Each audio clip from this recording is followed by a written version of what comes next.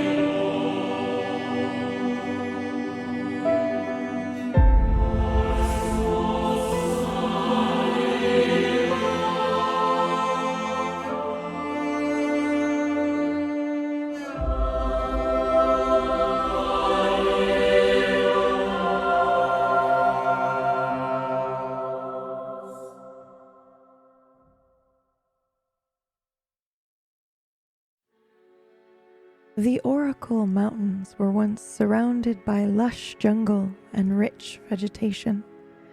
Trees miles high stretched as far as the eye could see, and travelers knew that they were close to the Oracle when they saw her verdant blanket stretched out to meet them. Those below were enveloped in a green, singing sky, the fowl ever-present and boisterous. The rivers and lakes as clear as could be, but a strange, bold teal, reflecting the leaves above. Those lucky enough to scale and crest the mountaintop could look out and see treetops huddled so closely it gave the illusion one could run atop and across them. A canopy in the clouds. Now the rivers are roads, the ridges a barrier against the bitter desert wind. The canopy that was once filled with so much life is but a skeleton left behind from a time no one will believe was real. They'll assume memories and stories of the Oracle's base are exaggerated, desperate attempts to grasp at a time before the desiccation. Our chosen have scaled down the mountain and are heading south before heading west to the nearest town they can remember. Not sure what to find, but ever hopeful something remains beyond broken bark and scorched sand.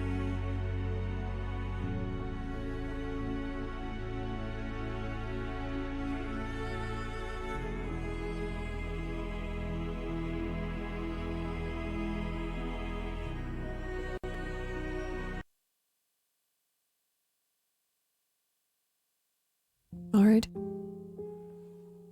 Ready? Yeah. Ready. Yeah. Let's go.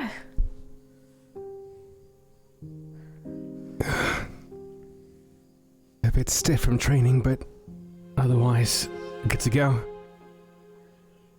Yeah, I'll bring some cushions next time so you're not sat on the floor. All right. Should we clear this campfire? I'm not sure. I doubt we're being trailed or anything, but it might be a good idea. Yeah, I can take care of that. Yeah, we should always cover our tracks. All right. Yeah.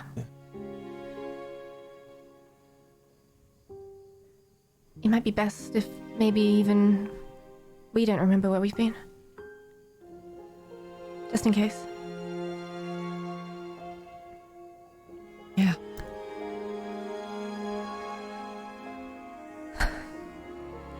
Let's scuff out.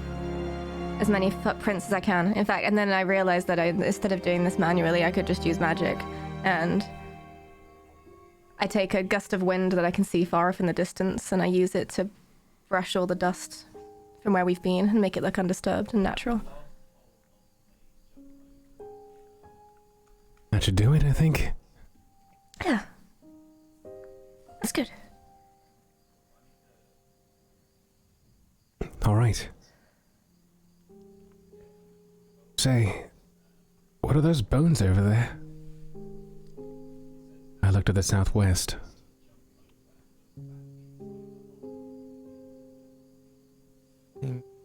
Not sure. Perhaps just an unfortunate creature. If you'd like, Perhaps. you can roll and see if you recognize what kind of creature it would be. And if you Okay. have anything to help, let me know.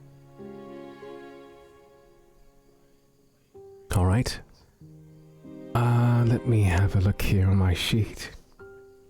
So in mind, I have avid historian. But it's not really like about animals, but maybe perhaps that could help me.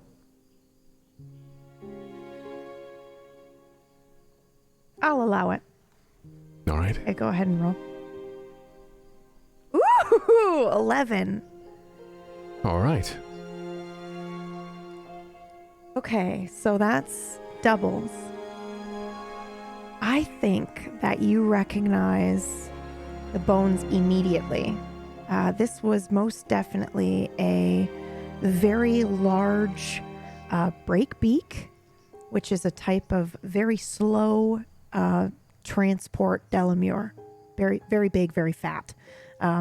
Much bigger than the Delamures that you guys have and that you're used to. And if you look closely enough, it does appear that there are bones of a rider with it as well. I see. Well, at least they're together. I'd like to walk up. I'd like to investigate the rider. Okay. I want to see how old or how long this body has been here. Okay. Go ahead and roll. And do you have anything that would help you with this? I don't think so. Just my observe, I think. Okay, that's fine. Observe works. Actually, let me look at your sheet for a second. Well, I just realized I also have battle tactics, but I'm not sure if that would be... I don't No. think that would help you here. But let me take a look.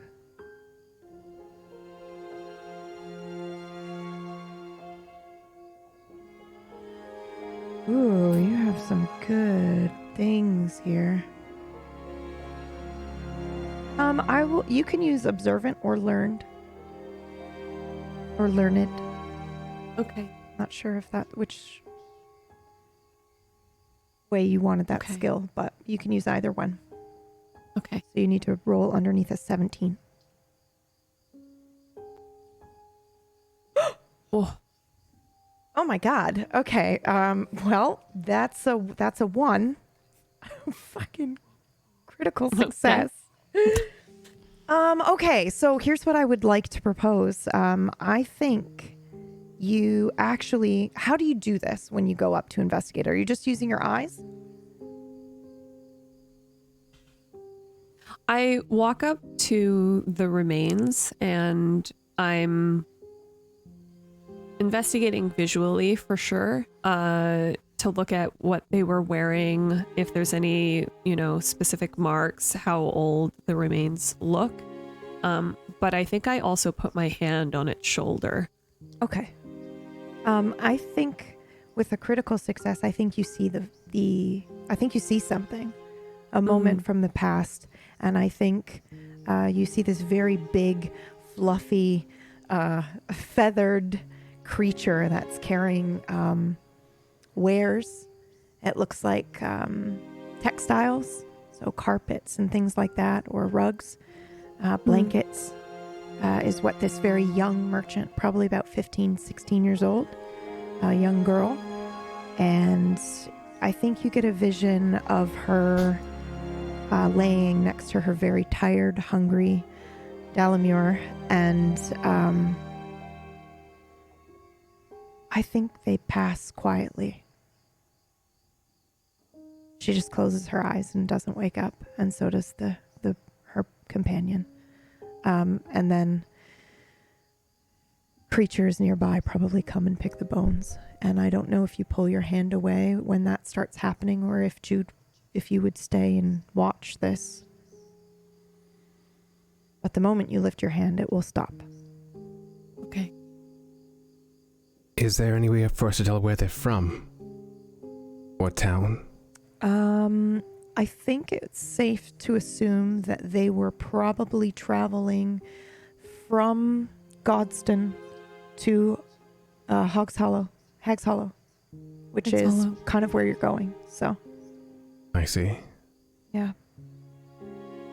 I keep my hand on the shoulder just like long enough that I'm uncomfortable seeing what I see, but I feel though it is an honoring to not turn away at that part, I suppose. Yeah. And I pull my hand back. I would like to kneel down and touch the ground. And I would like to grow a flower in her place. Oh, okay. How are you doing this? I intend to plant and grow flowers in my old age. And I would like to reach from there. Okay, so I absolutely will allow you to try this, but I need to break down so that we're sure we're on the same page. In your old age, so you're going not 5 minutes from now, but you're going to potentially, what is old age to you, Jude? 72. 72. Do you think you'll live that long? I intend to, yeah. So you're going to reach 72 years in the future. Do you know where you will be or what the landscape will look like? You just hope that wherever you are, you will be able to plant flowers. Yeah, I think at this point I'm still getting my bearing on debt magic. Mm-hmm. And I think there's a part of me that thinks if it doesn't exist, it won't come. So if it does come, then it means at 72, I've planted a flower somewhere. Okay. Now, Vega did express that the further you go forward or back, the harder it becomes. So as long as that's clear, okay, you'll take a minus 20 shift and you may roll. Okay. Okay.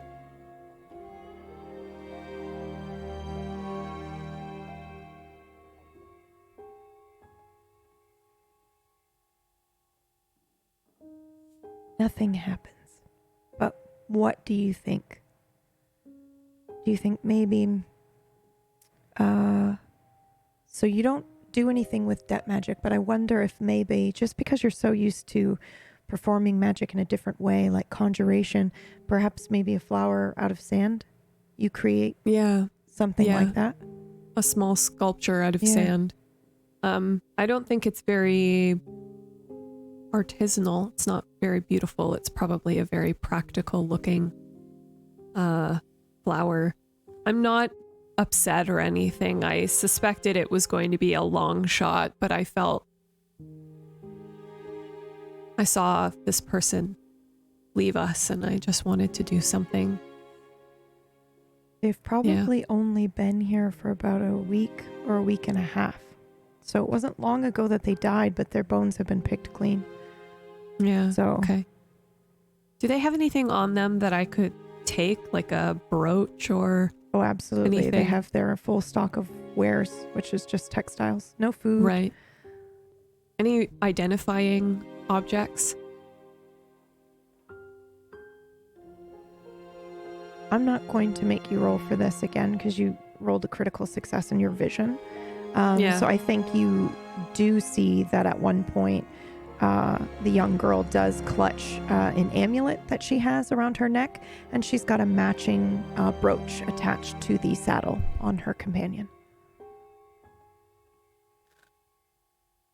I gently take both of these and I put them away in a pocket, because I suppose I have the intention that perhaps if we are traveling, maybe I can find the place where she came from and give someone some peace. It's very kind. Narrator, Yes. what are burial rites like in the world of Din? Ooh, they vary from place to place, from ward to ward. I see. And in Blakeguard, how do we inter our dead, exactly? I think, well, in Blakeguard, a lot of your influence is not the same as the rest of Din because you used to be part of a different ward, and then your city was kind of given to Vale Din in some sort of trade or gift or diplomatic exchange. So a lot of your customs come from where you used to be. So how do you think you honored the dead? Very coastal Blakeguard is, so water plays a very big part. I see. I imagine then that perhaps when ours die in Blakeguard, we do the typical thing, I suppose. Place them in a coffin, perhaps, but we don't bury them. We set them to sea and let them take one final voyage out, back home. At any rate, this is a skeleton in a dry bed. Perhaps maybe we can still return the body to the winds or something. I turn to Vega and I ask, is it possible for you to, I don't know,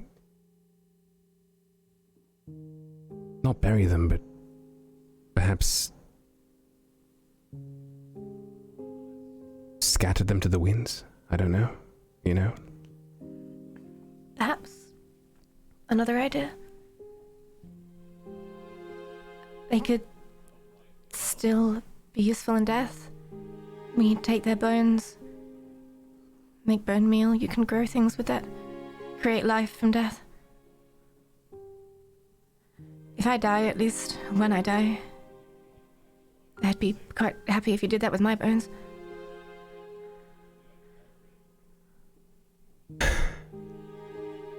Service to the last and then some, huh, Vega? Think of all the things that could grow. I suppose. What do you propose then? Well,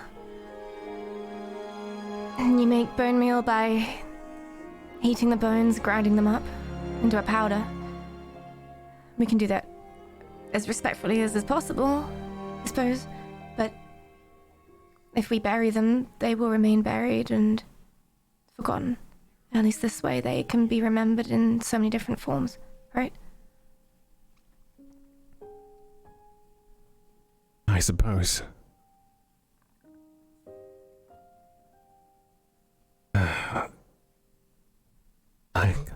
I don't know the first thing about this, honestly. Is this your first death, Lear? Is this your first time seeing something like this, I would imagine? I mean, other than the news of what happened. I would like to say that based on my background, that I would help preside over funeral rites in Blakeguard. Oh, I love that. For everyone. For everyone. Oh, I love Final that a lot. rites. Yes. What a beautiful thing, the leader of the ward taking charge of that. Do you think that you helped people find their sort of assignment, which is kind of what they did for a living? At times, but not for long. I mean, we only came of age how long ago? Yeah. Before then, I was just, training. But part of your duties were to prepare funeral rites for the Indeed. folk. I like that. Okay, so this is not your first time. Maybe it's probably your first time seeing someone's remains picked apart by animals like this. Right. And normally it's, it's all just dressed up, It's ceremonial, not this. Yeah. This person in the Dalamir didn't serve us, Vega. I don't know if it's any of our right here to put them to work. The service. But perhaps maybe you and Jude both have the right of it. Maybe perhaps they can stay here and still have a use, a marker, not to be forgotten. However, which way we do that, I'm no green thumb.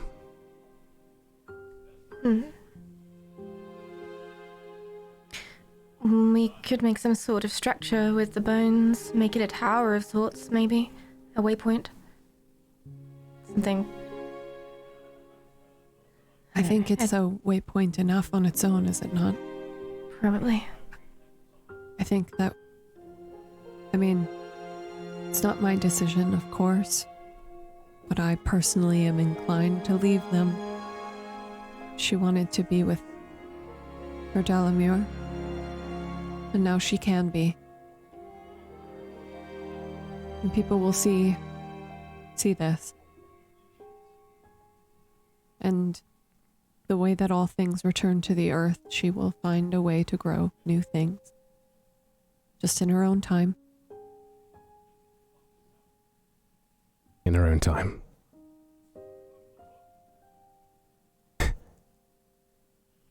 That's my way of thinking of it, but of course, amenable to other suggestions. I understand. Let's leave them to rest then.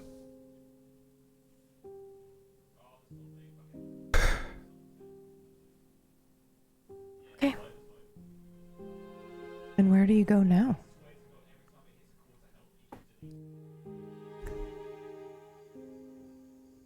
I would like to look around and try to find the best route for us to travel that will expend the least energy. How do you mean? Please expand on that. Because I'm Part of- envisioning like a sled. Okay. Part of what I like to do is to try to find the problem and the answer. So I stand on my tippy toes and take a good survey of the land surrounding us, trying to see if there's any brush or if there's any steep inclines or if there's an easy way to travel whichever way we're going. Probably what you're doing right now is you're in the old riverbed, which is now dried up. And so you're kind of in this canyon and you're walking along following the river, but you know the river will take you kind of where you need to go. So this might be the fastest way. Gotcha. Now it does kind of leave you open for, kind of ambush from above, but it does protect you from the desert winds as well. Gotcha. So there are benefits. And I would risks. also like to look for any berries or vegetation in this area. You can roll for it. All right. Oh, this is your first time. Oh, this is your first time seeing the desiccation, isn't it? Yeah. Yeah. Oh boy. Okay. Yeah. Go ahead and roll for me. Do you have anything that would help you with this? Do you have a skill? I think my observe skill would help. Okay. But you're not like a forager or botanist or anything. No, just really good at looking at stuff. Okay, wonderful. Using your eyeballs. Yeah. Go ahead and roll.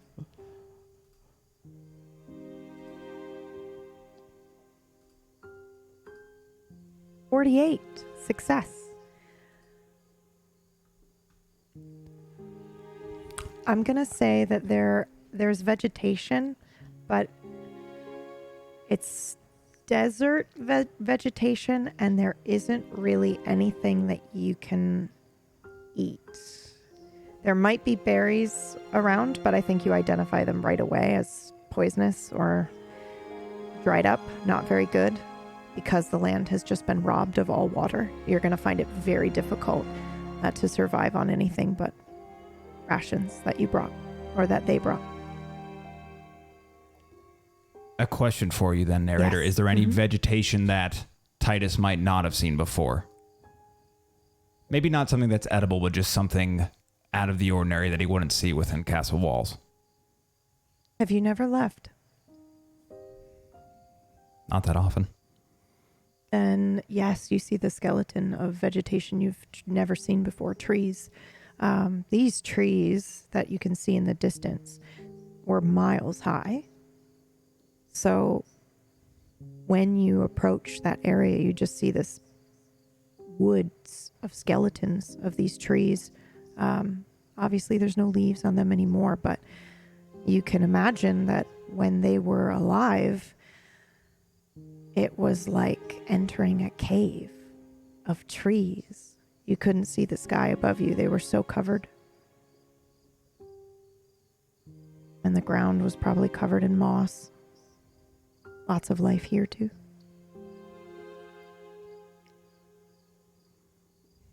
Amazing how things change. I turn to the rest of the group and say, well, we can either follow down the riverbed, a little bit prone to any unwanted eyes, but we'll stay cool down here. I think that might be the best option. I trust that. All right, you're going to choose to continue down the riverbed. Does everybody see the spin button on the Roll20? And if you don't, you want to go to your macro bar and select View Macros. There should be a button down underneath all of your names that says spin. I do not. If you do not see it, that's okay. I will do it. But I would like you to be able to do it in the future. So if you go to the Macros tab, you should be able to click Show Macro Quick Bar. And once that's selected, I get a blank. There's a blank thing. Nothing there. I think you might have to allow players to see it. All right, let me see. How's that? Did that work? Yes. Perfect. Yeah, All right. So, who would like to spin the dice? I'll spin. All right. Go ahead. You're rolling a 1d4. A 1. Mm-hmm. This was a random encounter dice, as you can guess. And I think as you are walking, you hear a skittering across the top of the dunes on either side of the canyon here. What do? You hear it first because you chose to roll for me. I stop everyone and bring a finger to my lips. And I'll point up to either side of the canyon. And I think that should be enough to let people know that I think something or someone is up there. And I would slowly draw I believe I have my halberd at this point, so I would slowly draw my halberd. Okay. Yeah, I draw my weapon as well. Everybody's going to ready up, prepare for battle. Wonderful. You don't get surprise attacked. Oh, jeez. Okay.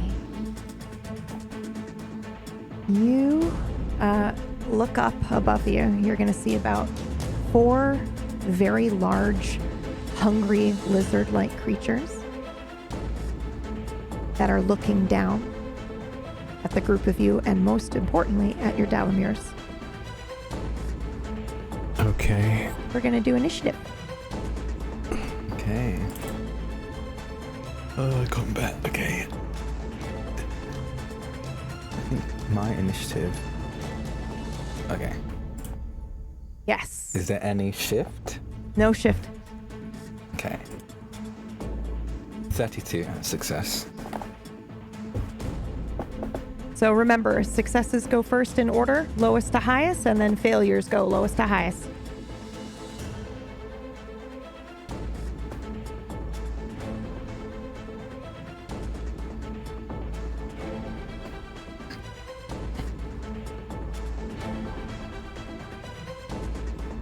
Lowest to highest, yes? Yep, that's correct. Successes, All then right. failures. So you guys are going to get the first move on these very large lizards. Does anybody... Oh, guess I don't think you guys are from here enough to know. I will let those of you in Bringard can roll if you like. Oh, actually, Vega, you've been here before. You ascended the Oracle before. You can roll with a 10 shift if you'd like to recognize these creatures.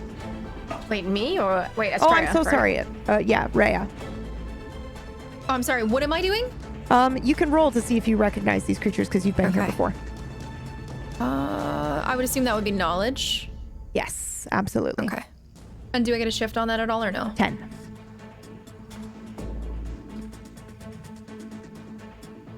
Failure. Okay, so I don't think, you know what? I think maybe, I mean, you obviously recognize it as some sort of starved lizard. It probably did not used to feed on you or humans or anything like that, but it's definitely coming for, you guys. And as you turn, you'll see another set of 4 coming up along the canyonway.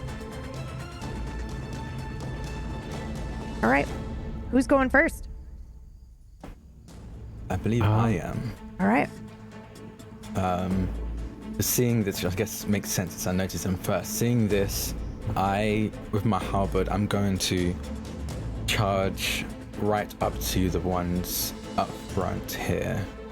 And like there's a human barrier, so they have to get past me before anyone else. Ah, okay. And I'm going to, I'm just going to slash at the nearest one. Go Okay. straight for their head, try and take it out instantly if I can. Yep, go ahead. Use your fight ability. Yeah. Partial success. Okay. So now the way that this works, did you do you did your halberd and board. Okay. So what this Yeah. means, for just a refresher, because we haven't done combat in a while. So what you want to do is you want to get underneath your success and you want to get as close to that line as possible because that means you do the most damage. So right now this is a partial, so you're going to do half this damage. Okay. Okay. All right. Don't worry about it. I keep track of the damage, but just explaining how that works. Okay. Yeah. Who's next? And which one did you hit the front? The one right in front of you, I assume. Yes. Yeah, right in front of me. Yep. Okay. Next. I believe it's me. What do you do, my friend? So you said that these lizards were looking towards our Dalamirs, yes? Yes. Yep. All right. And do I clock this? Yes. Absolutely. All right. In They're which very case, hungry. They're drooling, snapping their jaws, and they look like they're going to be really fast. okay. Potentially In which hard to case, hit. I looked at my wards, who I imagine looking straight at me. We're in a combat situation, looking for an order. I look at them, and without saying a word, I take a step, and I am in a ready stance by the Dalamirs. They're coming towards them. There's no point going ahead. If we get flanked, we won't lose them. So I'm going to stand ready with my sword, holding an action, if that's a thing we can do in the other world of Din. But essentially, Most certainly is.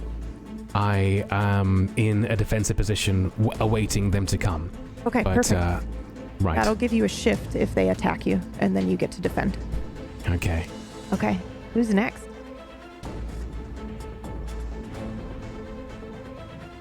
The turn I order. look to Vega. Got it.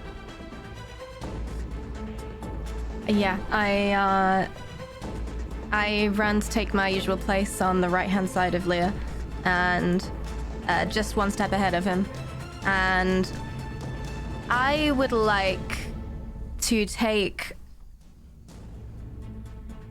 When Blakeguard was being sieged, and we could hear from where we were the creaking, the cracking of wood as structures fell and were decimated.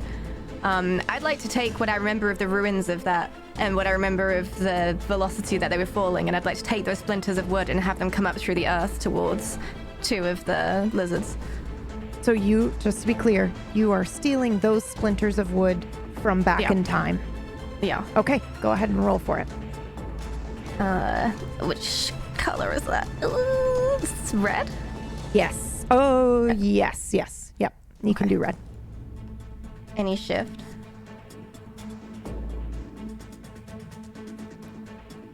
Colors? I will give you... She has colors now. She does. She's an apprentice. I will give you a 10 shift.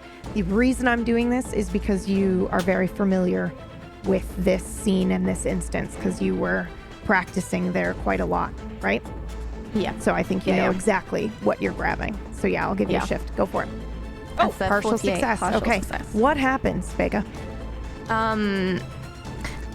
Rather than the shards and splinters of wood coming up and sort of decimating the lizards as I'd anticipated, they kind of come up and spear them halfway, so they're stuck in place but still alive.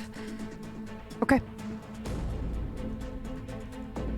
Roll me a 1d4. So hit the spin button if you see it. Yep. And we're going left to right. Which one you... Okay, so the third one you have speared through its left arm. They're actually quite big. They're like, would go from your navel probably down, like to your, from your head to your navel. So they're big lizards. Okay. Who's next? I believe that is me. Sweet Jude. Because Lear and Vega have taken formation, I'm going to also take formation. So I'm going to move to Lear's left, next to Estrella. I've just seen Vega do this, and I pull my sword, and I think I'm a little bit confused. I'm trying to analyze exactly what she did. So I'm going to take a defensive posture as well and prepare for an attack. Okay. So you're going to give yourself a shift on a defense for when they attack? Yeah. Okay. Sounds good. Who's up? I believe it's me next. I'm going to move over here behind Razroth and try and get an angle at the lizard that he didn't attack. And narrator, you said they're like, what, 4 feet long? Yeah, they're pretty big. Excellent. I'm going to try and cast Goliath's Web right on the 2 lizards closest to the back and try to immobilize them. Okay. So the one all the way to the left and the one behind it. Behind the one Raz hit. Yep. Okay. Yeah. Go ahead and roll for it. You have a... I'm so sorry, my sweet. You have a -10 right now. Rad. You'll get used to living here in this world. Yeah. You're just kind of out of sorts a bit.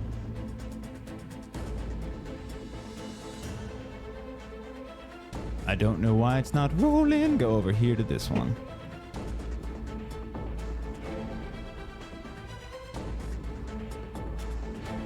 -10, correct? Yes, that is correct. Excellent. And I think you know that you're kind of weakened a bit because, you know, you just spent however long being tortured in a realm that wasn't here. And I think this space feels weird. Your body might be numb. Decide what you like because I don't want to decide for you, but it does feel strange. Maybe your sweat feels weird, you know, whatever you want, but it's off. Okay, it's a failure. So I think this is your first combat. Is that right, Johnny? Yeah. Okay, all right. So the way that this works is that I don't want failure to mean that you just don't succeed at the thing. Sometimes it means you can still do the thing, but something you don't expect happens or something else bad happens. And I am trust falling with you to let you lead the narrative. So what do you think happens for this pretty big failure? It's a 78, so 99 is the worst you can do. So this is pretty bad. What happens? Yeah. So typically when I cast Goliath's Web, I channel my energy into my diaphragm, into my stomach, and push that air and turn it into a web through my throat. And I think I'm sorry, you spit a web out? Yes. I love this. Okay. Yeah. And I think from all the dehydration that I've been going through from the cave, and now we're out in this crazy terrain. That's such a good point, because there's no water here at all, and it's been magically robbed from this space, so you can't even grab it like you're used to. So okay, in that case, I think you get a headache as well. Like you're going to develop that because you're trying to did you take moisture from your own body when you did this before? Yeah, so I think it's probably that, and you're going to get one of those like dehydration headaches here in a bit. Gotcha. It's not going to give you more than a 10% shift, but you're good. Excellent. So sweet. Okay.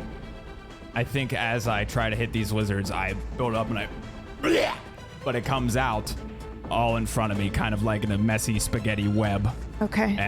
And just the area around me is still pretty spiderweb sticky, but it does not hit the target whatsoever. Right. So those who don't know Titus, it looks like he just vomited bile all over himself.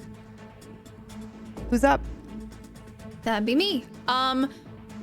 So you're saying that they're eyeing the Dalamures? Yes. They're hungry and they're going to eat those birds.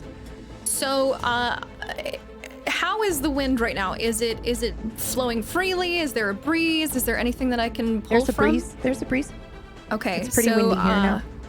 I'm gonna go ahead and attempt to form a wind barrier around the Dalamures by pulling from the air and the breeze around me.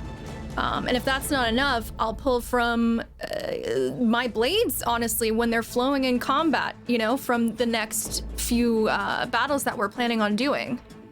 Okay, all right. Okay, I love this because this is, I've been waiting the fucking whole show for this, okay? I love this, but I need you to understand, if you're taking the wind from your sword in future battle, it has potential to impact the damage done in future battles. Are you prepared to accept this? Yes. Okay, then. We're protecting our childhood Dalamures, you know? Okay. All right.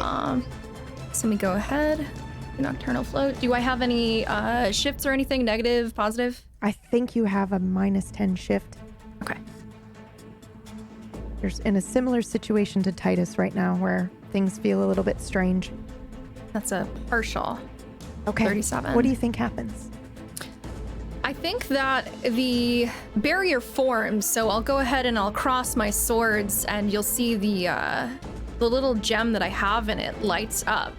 And the barrier starts to form around the Dalamures in kind of like a spherical shape almost, with like the hollow bottom obviously, so that they have their feet planted on the ground. Okay. And you can see like the wind rippling and everything like that, but I think it's just not going to be as strong as I would have anticipated, or as I would have hoped for it to be. Okay, how about this? Your barrier is high enough to block the lizards on the ground, but the lizards up top might be able to jump into the barrier. Okay. Is that fair? Okay. That works, yeah. All right. Who's next? Did we all go? I think that's everybody. It's me. It's my turn. Okay. I'm going to have you guys roll your defense, right? So the way that this works is when you're getting attacked, you dodge. And if you fail, then I hit you. I don't have to roll for this. Okay, so we're going to go left to right. The left two that you tried to attack, Titus, are coming for you. So I need you to roll to dodge. Remember, you've got a -10 shift. I'm going to use an ability I have called Interpose, and I want to put myself between... I said I'm going to be a wall, so that's what I'm going to do. I'm stopping them from moving any closer. Okay. Go ahead and roll for it. That. Woo! 17 success. Okay, 17. What happens? I just realized that they can't see this. Got it. There you go, chat. You can see him now. Sorry.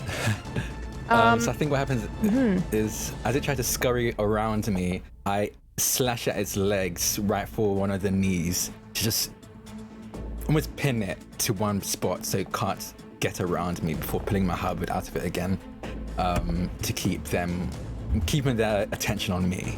Okay, they are going to attack you for the damage. Okay. But you've succeeded at 17. Okay, got it. Thank you. They both of them lunge at you. Maybe one of them claws at your face, but they don't really do much damage to you. You feel pretty okay. And then you said you pin one of them in place? Yes. Okay. Yeah.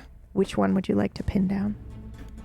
I'll pin down this one. Okay. I guess. That one wasn't one of the ones lunging. It's the two. Is it these low ones, right? Yep. Mm-hmm. Yep. Okay, yeah, I would pin down this one, the one that's closest to, I guess technically closest to Titus. Okay. Perfect. All right. Next up, we're gonna do the two up front are also going to lunge at you, Raz. So you need 2 more dodge rolls, please. You'll have a minus 10 shift for this one because you're in the middle of pinning the other. Yes, okay. I failed that first one. Failed them both. Okay, so they're going to hit you for a lot of damage. That's half that damage. Oh, okay. Then. That's a lot. It's okay. I'm keeping track. But just so you're aware, they take chunks out of your flesh. So describe what that's like. Where do they hit you and what happens? What do we see? I think, so I've slashed down to pin one of them. So for that moment, I've taken my eyes off the other two. And I think one goes for right on the side of my knee, just bites into it. And the other goes for my right arm, bites into my right arm, the bicep. As I try and pull my arm out of its jaws, I think it takes quite a bit of skin and flesh with it. Okay. You can, as you kind of like yank your arm away and it grabs some of your flesh in its teeth and you kind of throw it onto the ground, it hits the sand, its belly up, and then you can see almost like a weird recognition in this creature's eyes as it tastes your flesh. And then there seems to be some sort of wave of recognition among the rest of them. Okay. They're no longer looking at the Dalamirs. They are looking at you. Okay. Now we got the 4 up top. Jude, will you roll me a 1d3, please? Yes.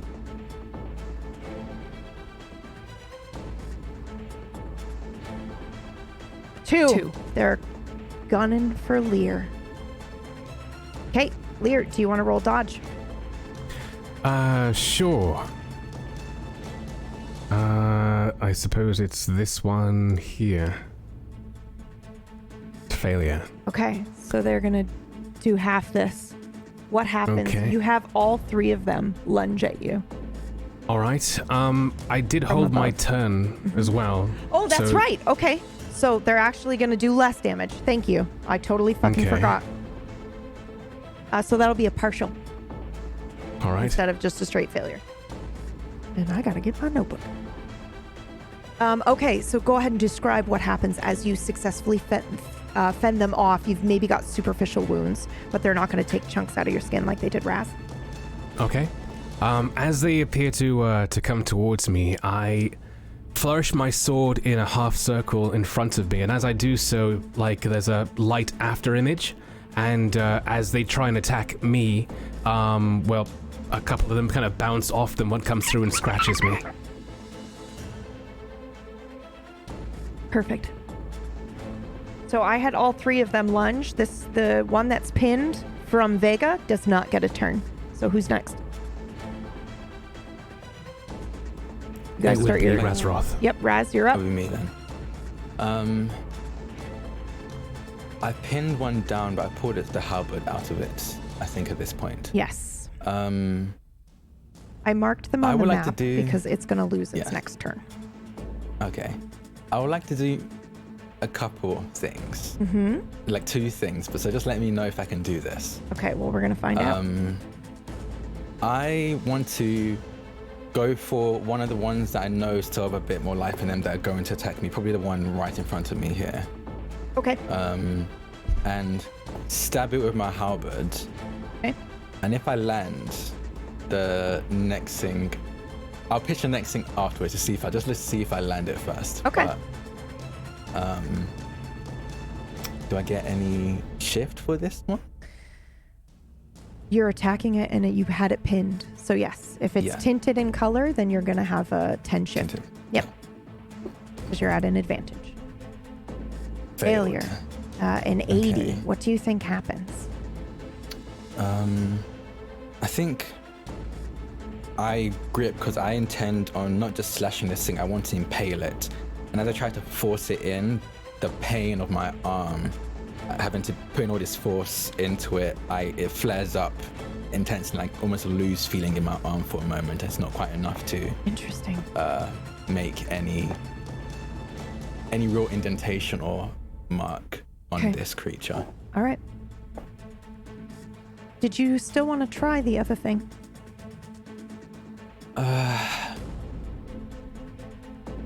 Yes. Okay. But because I couldn't impale it, I'll need to do one other thing to make it worthwhile. Okay.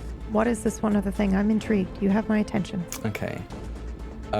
Seeing that my right arm isn't doing so good, I want to throw my halberd upwards just as high as I can. And then with my left arm. And I want to use magic to switch my halberd with one of the lizards. As when it's at the peak of its height, I want to switch place. Want my halberd switch place with one of the lizards. Oh my god! Like I love like this. what I did with You're Lear. yeah, when we yeah. You're connected gonna, with and then you're the just gonna thread. drop them to the ground. Yeah. Yes. Okay. Oh my god. All right. Go ahead and roll. So you're throwing this like a spear-like lunge up into the air, and then oh my god. Okay. Yeah. Yep. All right. Go ahead and roll.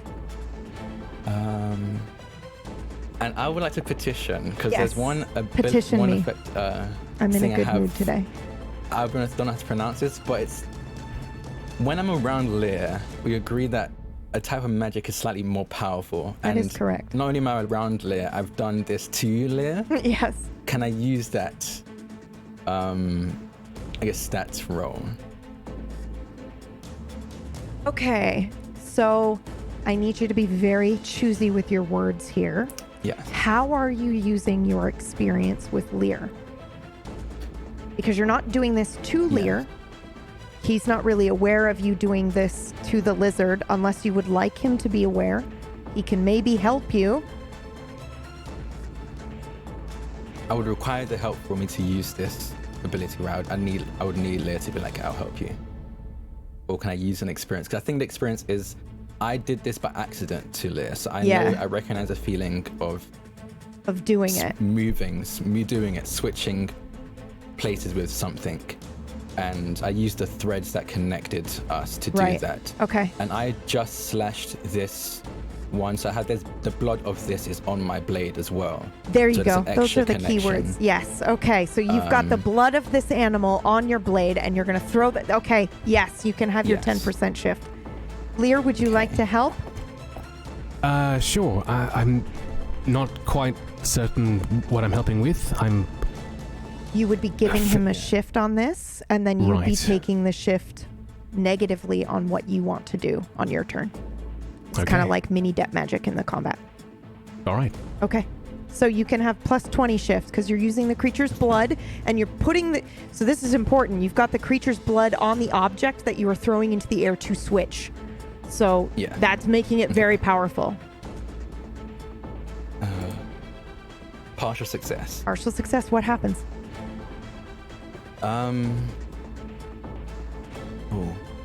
I think there's a case of maybe just poor timing. I don't drop it as far as, so I'm not able to get it at the peak height of my throw. I I take a bit too long to pull on the threads that. So it's connect the already blood of this started creature. falling down. Yeah, it's already started falling down. Okay, but I do love it's that not it going to have as much seeds. velocity. So everybody else though will see that he throws his javelin way up into the air, and then all of a sudden it swaps places with one of the lizards, and one of the lizards is now falling in from the sky. That was so cool. Okay, who's next? It's my turn now. All right, what do you want to do? Okay, so this is rather bread and butter. I'm just going to assume a sword stance with one of the lizards in front of me, and the three of us are around, and this is essentially what we always do, this is our pattern, and I'm just going to, with practice strikes, attack one of the creatures in front of me. Okay, would you like to pick one? I have moved them for you, so you can see where they are.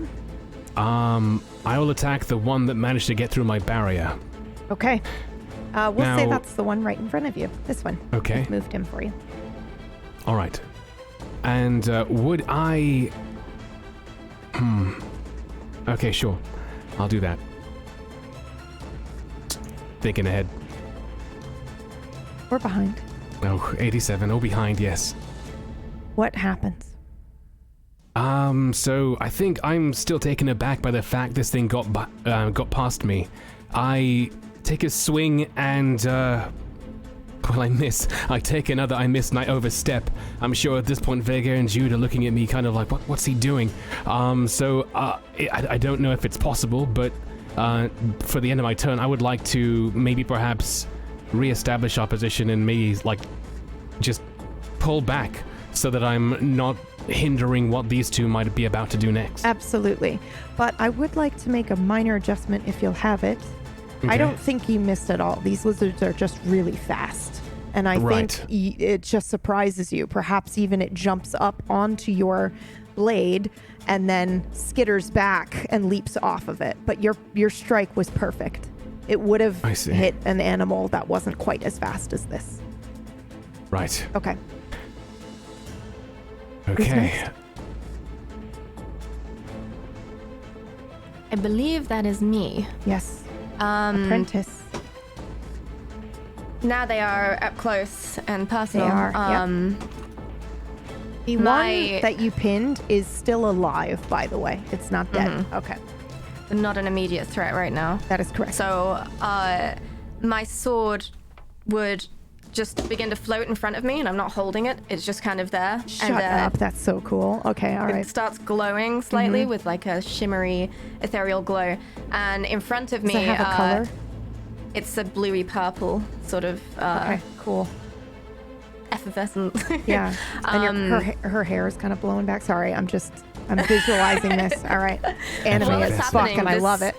The scar on my face would also be having the same shimmery as I described last time. Okay. And in front of me, the exact same sword appears, but it's completely ethereal, the exact same glow.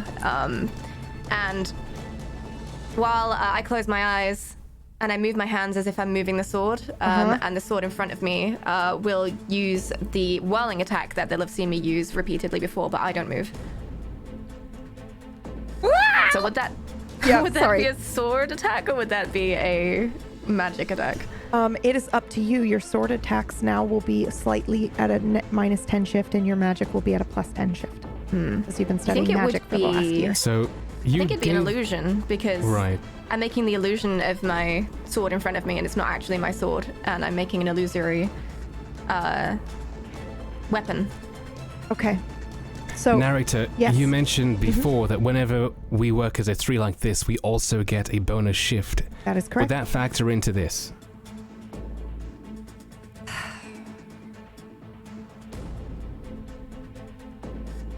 I could say yes. Here's the thing, I'm thinking, but she's just spent a year away training specifically on other things. Right. So I think it's up to her to choose if she will take the shift, but the effects will be different. Like if you're going to rely on your training from childhood, or if you're going to rely on the training you just spent the last year doing. Right. This is a combination of both, really. It's like using all that stuff I've learned, but I'm making a magic version of it. Okay. So I feel like you wouldn't be able to coordinate as well because this isn't something we practiced. Right. Okay. Okay. All right. So I will say, though, that you can have a 10 shift if you choose to use conjuration instead of illusion.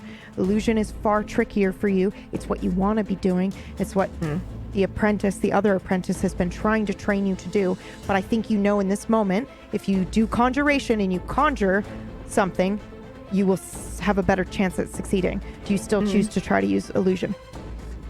Remember, if you succeed, I increase that skill point permanently. Every time you succeed at illusion magic, you get stronger and better at it. Yeah, I think I would use illusion. Okay. Well, I am a little bit, what's the word? Not egotistical? Proud? I'm not sure. Yeah, okay. Oh, I think you're I could showing do it, off a so little try. bit? Yeah, 100%. You can have a 10 shift for that. That's emotion. You've always been an emotion Excellent. caster. Yep. Yes. All right. Partial success. 47 What happens? partial. The ethereal sword in front of me isn't as solid as I wanted it to be, so Yeah. it doesn't do quite the amount of damage that I would have wanted. I wanted to slice the head off, but instead I just wound it quite badly, but it's still alive. All right. God, I love that. So wait, so that I'm visualizing this, when you send this sword out, are you sending both swords or just the ethereal sword? Just the ethereal sword. This one is like floating in front of me, and oh my god, dude! And it's So just- wait. Is this sword now your focus? I guess, yeah, when I'm using, I use the sword magic, it's kind of like its own attack, and then the sword is the focus for that exact Okay, attack. so remember how magic works. When you're using focuses like this, you also get a little bit of a shift. So I'll do that for you. It'll be +2 because you're using this sword as a focus. Cool. All right, who's next? That would be me. All right, Jude, what are you doing? How vertical is this wall? Like, how high up is it? And It was a is pretty... it kind of like an edge? Yeah, so it used to be a river. Right. and It was a fairly big river because people would, ferry their boats back and forth. So the wall's pretty high, like maybe Okay. 3 of you high. Like, it's tall. Okay. I want to use the impact of me running up the wall and then jumping down onto one of them. It's mostly sand. It's mostly Yeah, sand. because you're in a Okay. desert. You Right. can still try. Yeah. Jude, look at me. Yeah. Use the sand. Make steps. Run up the steps. Conjure steps Yeah. for yourself. Yeah. I will do that. I will conjure steps for myself and also create sort of like a cliff face down, Perfect. so that I can easily jump off of it. Okay. Yeah. And then I am going to intend to do that twice. So after this fight is over, I want to do it again. But I'm going to take the power from that second time so that I have double the impact when I jump down on this thing with my sword. Okay. Debt magic. So, right after this fight, you're going to do this again. Yes. Okay. We're going to do 2 rolls. Yeah. Yes, we'll do 2 rolls and we'll do them now. Otherwise, there's no way for me to know. Okay, 2 Okay. rolls. So go ahead and roll the Yeah. first one.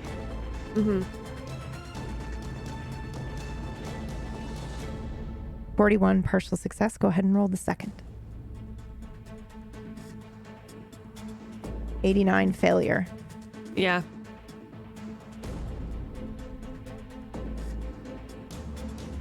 I'm thinking.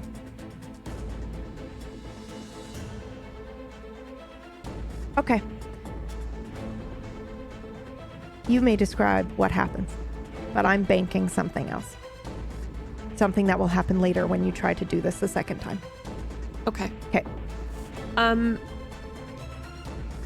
So I lower my hand onto the ground, and the sand ripples and swirls and builds steps and a ledge. And then I run up the steps and leap off of the ledge holding my sword. And I leap down on top of one of them with the intention that I'm using that force that I will have grabbed from this future version of me who's also doing this in order to basically give myself double gravity and to just crush its skull. Okay. Yeah. You do half of that first damage, but nothing for the second. And we'll explain what happens when you later after the fight when you do it again. But yeah. Okay. Okay. Perfect. And you're attacking which one, just so I'm clear? Yes, I am attacking the middle one here. The middle one. That's Okay. in front of Lear, yeah. Okay. Thank you. Who's next? Thank I believe it is me. And narrator, I have a question for you. Yes. Is the lizard that Raz switched places with this halberd, is that still falling? How far did it fall from, or is it still midair? Because if it is still midair, It's I still would like midair. to try something. Basically, Excellent. this combat is happening like simultaneously. Excellent. Yep. Cool. Well, then I would like to try a trio combo attack. Now that Raz has propelled it up into the air, I would like to cast Unseen Hand to try and stop. grab it in No, the air stop. and rip it towards Estrella. Oh my God. Okay. Yeah. Sure. Yeah. Sweet. Okay. You. So I'm assuming you guys have done this in training before, the three of you. Yeah. Okay. So you have a -10 shift because you've been in another realm for 6 months, but feels like a year. But because you've done this so many times, you also have a +10 shift, so they cancel each other out. So you've got no shift. Go ahead and roll. And remember, roll your ability. Weaver, right? Yes. Yeah. Yeah. Oh my God. I'm really praying this works. I'm ready. I need this to work because I'm so excited. Every spell that Titus has cast in this show has not worked. I do not know why Roll20 is not letting me. Yeah, it seems to be slow for you for some reason. I don't know why. I have no idea why. When I click it, it's like, nah, dude, you don't want to roll this. It's going to roll doubles, I've decided. Go on. Come on, Roll20. Come on, you can do it. Do it. It's on 2 computers, too. Failure, 86. Oh, wow, so close to the 89. Jesus, 47, 41. Wait, do we have an 86, 87, and 89? We do. Oh, boy. All right, Estrella, do you take this opening? Because if you take this opening, I might adjust things because this is just so fucking cool. I would absolutely take that opening regardless of anything. Go ahead and roll. You can have a +10 shift, and depending on what you roll, we'll see if this succeeds or not. It was just too fucking cool not to let it happen. Yes. Seeing that there is this opening, would I have the opportunity to try and channel some of that wind that I have been channeling into my blades themselves? Sure. To give yourself more damage? Mm-hmm. I love this. Yes, you may. Okay.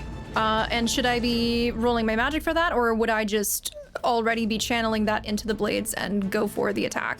So you're going to roll for both? No. So you're going to roll the attack, and we're just basically making this kind of like a targeted attack. So if it hits, it's going to do more damage. Okay. And you said there's a 10 shift? Or is there no shift? There's a 10 shift. 81 failure. Okay, so what happens? So I would be imbuing my my dual swords with the wind energy, and I think because I've already channeled it into something as powerful as a barrier to protect a bunch of Dalamurs, I launch into the air and I'm going directly for them, but as I try to hit them, the blades just bounce back and I have to kind of do a back step to maintain myself from kind of tumbling over because the force pushed me back. As like a consequence. Maybe their skin is extra tough and you were not expecting that. Like they're lizards, but geez, it's almost like they're armored. Right. Okay. Who's next? Is it me? Is it my turn? I think it's my turn. Unless somebody stops me, I'm going. All right, left to right again. Raz, I need you to roll 3 times, please. Okay. Your dodge. Success. All right. success. Oh, Doubles fuck! failure. 88 doubles failure. Okay, so describe what happens. I think for Wayo, it's very much a very... Because Radolf is a quite large person, tall and quite broad-shouldered, but when he has his halberd, he's almost dancing as he dodges, and not just dodges, but keeps these lizards in place as they pounce at him. He like swats one back into the original spot, or swats another, and then the third, I think he's still in the movement to turn to the third that's coming after him, but it's moving so much faster than he anticipated, and gets within his range before he can swing his halberd to knock it away. And I think it again.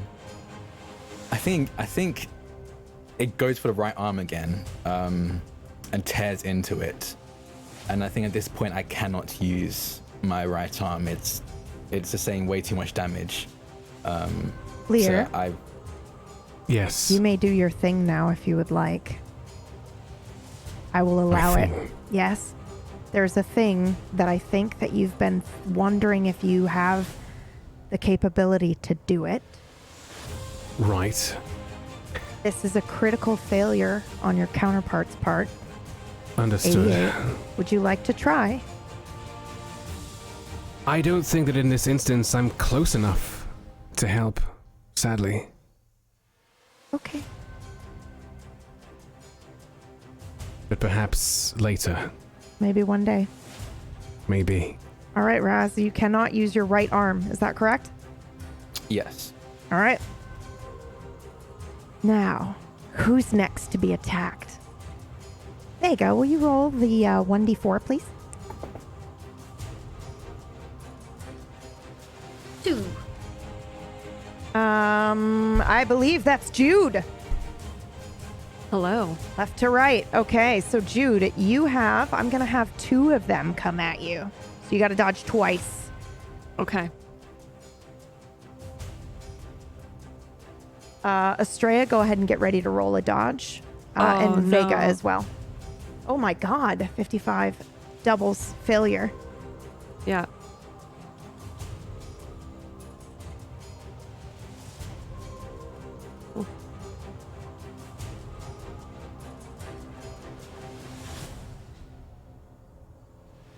All right, what happens, Jude? This one's the second one is gonna, or the first one rather, is gonna take a chunk of Yeah. your flesh. Yeah. In trying to analyze what everyone is doing with that magic and trying to sort of like understand what we're doing here, what we should be doing, I think I made a critical error in my tactician side of my brain. And I jumped directly between these two lizards. Move your icon also, because you did run up Yeah. the wall and jump. Just so I Yep. know. Yep, okay. So I jumped essentially squarely between these two lizards, putting myself very much in harm's way. And so I think it just has, I just fed myself to it essentially. Very easy to grab. I think it goes for my my calf, my leg. Ugh. Okay. Yeah. It's not normally armored. You're in From the full front, plate mail, yes. aren't you? Not really. Yeah, okay. From the front, but I don't know if the back is fully armored. I'm not. Yeah. To be clear, I'm not doubting you. I'm just asking for clarification so we can visualize it. No, for sure. So it hits you in the back. Yeah, I think it's taking the back of my calf out. Cool. I mean, ouch. All right. Yeah. Narrator. Yes. My skills, the way I fight, they tend to be more reactive than proactive. Mm-hmm. On my turns, when I hold my turn, would I be able to use things like my Dine during the enemy's attack phase in order to then use my attack, if you get my meaning? I get your Because meaning completely, and my yes. brain is going a mile a minute, and I fucking love this. Can we just say that your class is reactionary? So when Sure. you just get to react once per round for what Sure. everybody else is doing? at any time you want. Right. Done. Okay, perfect. Although the enemies have already attacked, so I'll do it next round. Maybe. Yeah, well, there's unless... still 2 attacks coming. But Okay. yes, next round. We can start next round if you like. But you are now like a reactionary caster. I love it. All right, we'll see where these attacks come. Yeah, sounds good. Do you want to interrupt the attack on Jude? Yes, if Then I can. will allow you. Yeah, absolutely. I love this idea Oh. of a reactionary like caster. Love it. All right. In that case, everyone's using magic. So I'm going to grab a handful of sand and throw it towards where the lizards are. And as I do so, I want to use my Dine to take the light that's been constantly shining down on this desert and concentrate it on the particles of dust in order to blind these creatures. You know, like a little flash show, if you know what if Yes. you get what I'm... Yes, I All do. All right, go ahead and roll for it. All right. Oof, and it's a failure. 74. I think I want it to succeed because it's really cool. But pick somebody to blind or roll for it because somebody else gets it as well. Okay. Vega has And that's volunteered. Okay, that's without a shift as well, just to be clear, right? If I had a plus 10 shift here, which I think You I probably do. should have. You should. Yeah, because you're protecting Jude, right? Right. So you've got that connection as well. Why? What does that do? 64? I don't know. With a 64, what would that do? Was that enough for Well, anything? No? Your Dine is still 55, so it's still above your so it's still a failure, unfortunately. It's just Okay, not as still a full bad of failure. a failure, but Okay. still a failure. All right. So you said that the Jude or Vega? Vega has volunteered, so if you're okay with Okay. it, you're still in control of the narrative, but Vega has volunteered to be blinded. Okay. Well, in that case, the lizards aren't focusing on where I threw this dust at, and so instead Vega gets dazzled. It's nothing that's damaging per se, but it's highly distracting, and it would have gotten in the way of their attack. Okay. So Vega can take that whichever way she wants. We can actually say that that's why you miss or you fail Mhm. this attack on you, because she gets Yeah. blinded. Okay. Right. So let's describe what happens to Vega since it's in the same thing, and then we're going to wrap back around to Rhea because she dodges perfectly. So Vega, what happens? I'm just opening my eyes. I had my eyes closed for my attack because I don't see. I kind of just feel it. I sense it, whatever is happening in front of me. So as I open my eyes, I'm suddenly blinded. And the way I would dodge or protect myself is a little bit different now. What you would see is a sort of a dark, almost void slash open up in front of me to try and intercept this claw attack. But because I'm blinded, I misjudge where to put it, and 2 of the claws will get through and scratch me in the arm. What is this void that you're creating? Just What so I'm I doing- understand. Yeah. I'm taking a piece of the sort of space, like the sky above me, and I'm interposing that between myself and the attacker so that the attack goes through. You're creating distance. So their Yeah. attack gauging the Goes into distance, distance. is wrong. Yeah. I love that. Yeah. So you're essentially just bending space. Yeah, like a little Holding pocket it. void Yep. that I'm putting in front of me. I love it. And So they have Yeah. extra distance to reach. Okay, wonderful. I love it. All right. Estrella, what do we see? Because you rolled a 3. It's fucking perfect. How do you dodge this attack? By the way, this is the one that was being thrown your way. It is now attacking you. Okay. With regards to dodging this thing, I think that I've started to kind of have a lot of fun with the whole wind magic that I've started to channel within this moment. So what I'm going to do is I'm actually going to go ahead and channel some below me to launch me kind of in the air and land just a few feet backwards. Love it. I wonder if I want to give you a bonus to your next round because your dodge was so perfect. Like, that's a 3, man. That's insane. So I think I will. I think you can have a 3 on your next attack shift. Awesome, thank you. Yeah. Who's next? Oh, wait, me. It's still me. I've got one more attack left. It's this lizard up here on the top who is no longer pinned.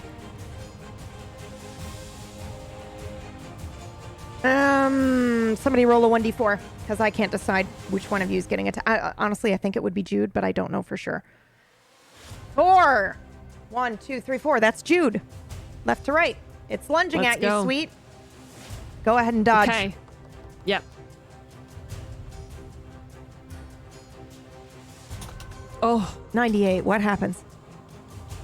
I think it tackles me to the ground. I'm just under it. Okay. It does a lot as well. So I don't know if you put your arms up to block and it grabs a chunk out of your arm, if it grabs a chunk out of your neck. Yeah. These lizards are like gonna devour you. Okay. I'm trying to protect my neck for sure. Neck and face. Got it. Who's next? It's me. Yep.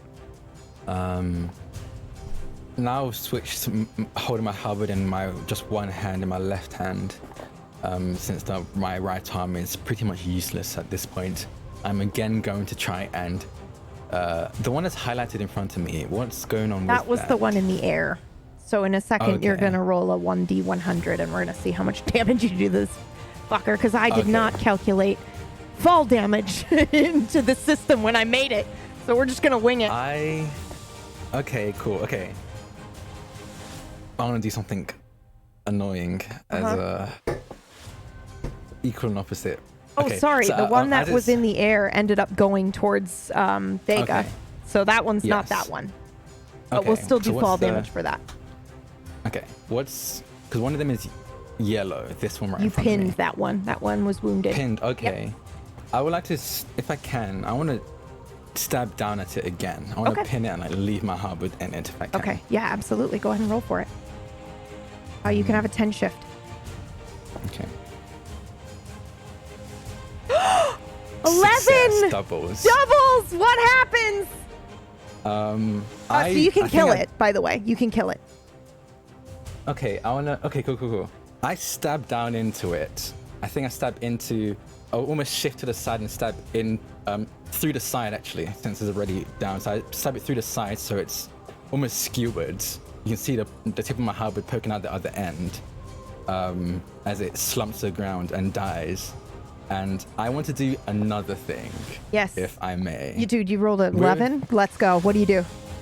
With my halberd in this, I want to switch the halberd with another lizard, so the lizard appears inside this now down and dead lizard. And from what I understand, the skin is very tough, so at the very least, having it be forced to tear out of this lizard is gonna either deal some damage or injure it. So that's what I would like to do. Okay, so this is technically 2 moves in 1 round. Yeah. I will let you prep this. You can roll for it now, but it doesn't happen until next round. Yeah, I think that's fair. Yeah. And just tell me which ones you're doing it to. Obviously, you've killed the one in front of you. Yes. I think I'm fairly, with the kind of role I play on the battlefield, I always try to be aware of how the rest of my party's doing, and seeing 4 on Jude right now. The one that has pinned Jude down, I want to switch my halberd with that one. So I'm going to end up halberdless, but And she's going to have the halberd on top and of she's her. going to have the halberd on. Yeah. Oh, I'm sorry. I just envisioning like a bloody Jude grabbing the halberd and using it to hoist herself up back onto her feet, and I'm getting emotional. Okay. Those of you in the chat who are like, but it was a 11 critical success. Yes, I multiplied it by 100, which means he did an insane amount of damage. Critical hit, basically like a limit break in Final Fantasy, and killed the thing. It otherwise wouldn't be dead. All right, continue. Any shift to this? +10 because this is fucking cool, and it's Jude. Oh, actually, let's see you if I can do you it. wouldn't. Doubles, You wouldn't with failure Jude. anyway. 11, 11, Yeah. and then 77. Fuck. Okay. Yeah. Oh no. Do you know what I'm gonna say? You know what I'm gonna say, don't you, Jude? You want to just describe what happens? I mean, it's got to. Yeah. Yep. I think I'm covered in blood. I'm grappling with this lizard, and then the lizard almost vanishes, but I'm immediately speared by this halberd in the shoulder. It just gets me. Thank you.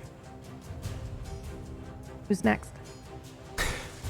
That will be my turn now, but I am... So, because I now use my I have a reaction sort of ability. Yes.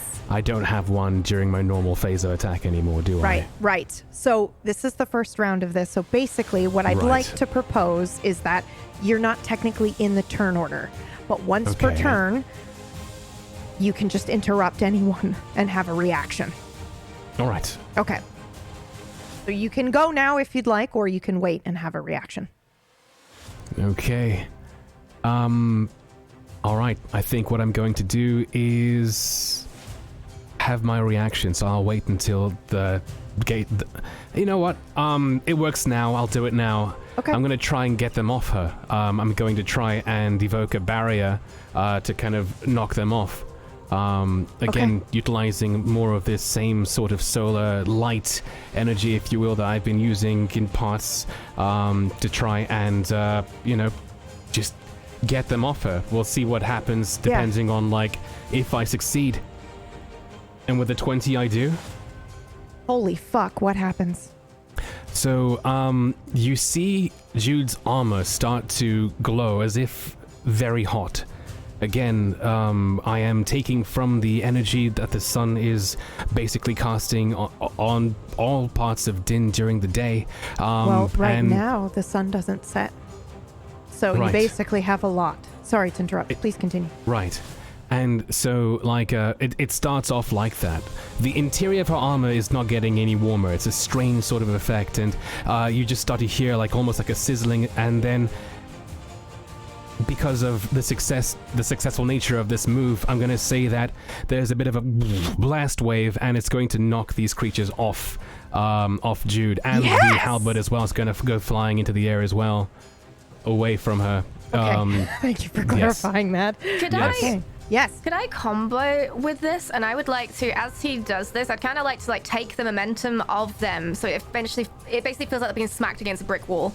And I'm trying to squish them using their own momentum stop against them.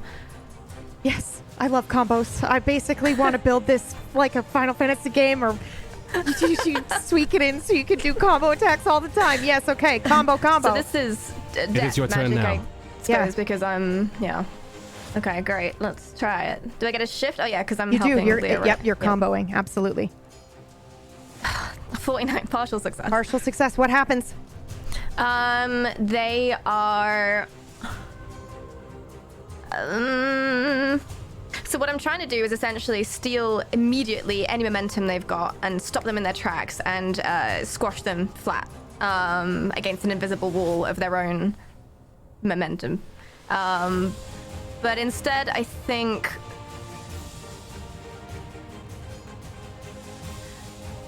I don't know. This is hard. I'm also thinking on how you can do this. If we use illusion magic, I can explain the partial success. You will try to create a wall, but it's an illusion, right? Mm-hmm. So they hit this wall, and they take only partial damage because they don't see the wall. Yeah. Right? Because it's illusion. Because remember, illusion mages in the very beginning, when they're casting, it's just an illusion and it does no damage. But as they get stronger, it starts to do a little bit of damage until their opponent actually believes what is happening in front of them is real. So these lizards don't see this wall, so they're only going to take a little bit of damage. Yeah. Okay. But you've done it. You've created something, but it's not quite as formed as you wanted it to be. Yeah. Okay. So it probably looks like all of the skin of these lizards, it just, you don't see any of them. You just kind of see them move through something and all their skin ripples. Yeah, and as if they hit something. And they carry on skidding out of the way towards Razroth. Okay. Who's next? Me. Okay. So I'm laying on the ground. I'm covered in blood. I think blood is kind of in my eyes, so I don't have a lot of vision. in this moment where I was just grappling with this creature and I'm in immense pain, I put my hands on the ground and I want to see if I can feel them through the sand and then absorb them underneath the sand, like just literally pull them into the ground. You want to quicksand these lizards? Quicksand these lizards, yes. Okay. Yes, you may try this. Go ahead. Okay. It's like Quake. Yeah. Do I have any shifts? 10.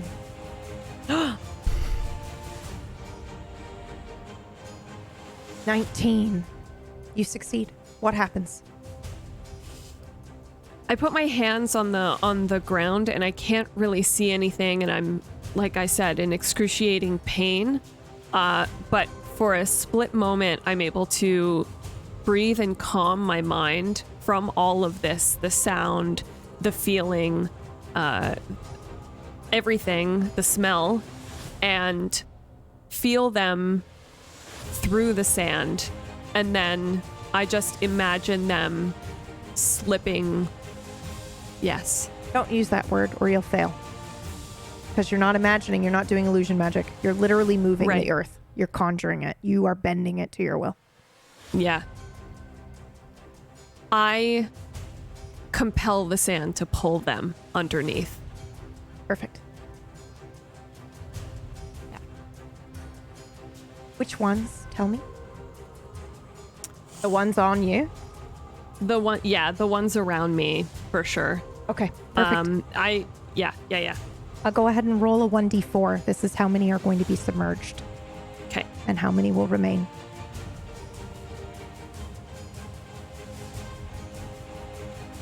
Oh, holy fuck, dude. Okay, so Jude submerges 3 of these lizards underneath the sand. 1 remains. Choose which one remains. The one on top of you, that's like brown, has the least amount of health. So you want that one probably. It looks really battered. That one can stay. Okay. Yeah. All right. So I'm going to do this, and then I'm going to make a color here, and I'm going to see if they can fucking survive this. All right. Who's next? I believe that is me. All right. What are you doing? I look at the lizards surrounding Raz. There are still 3 of them, correct? That is correct. Awesome.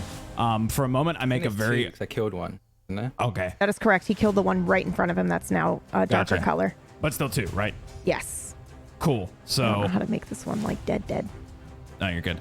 I am going to cast Widow's Bite in an attempt to help Raz with his next strike.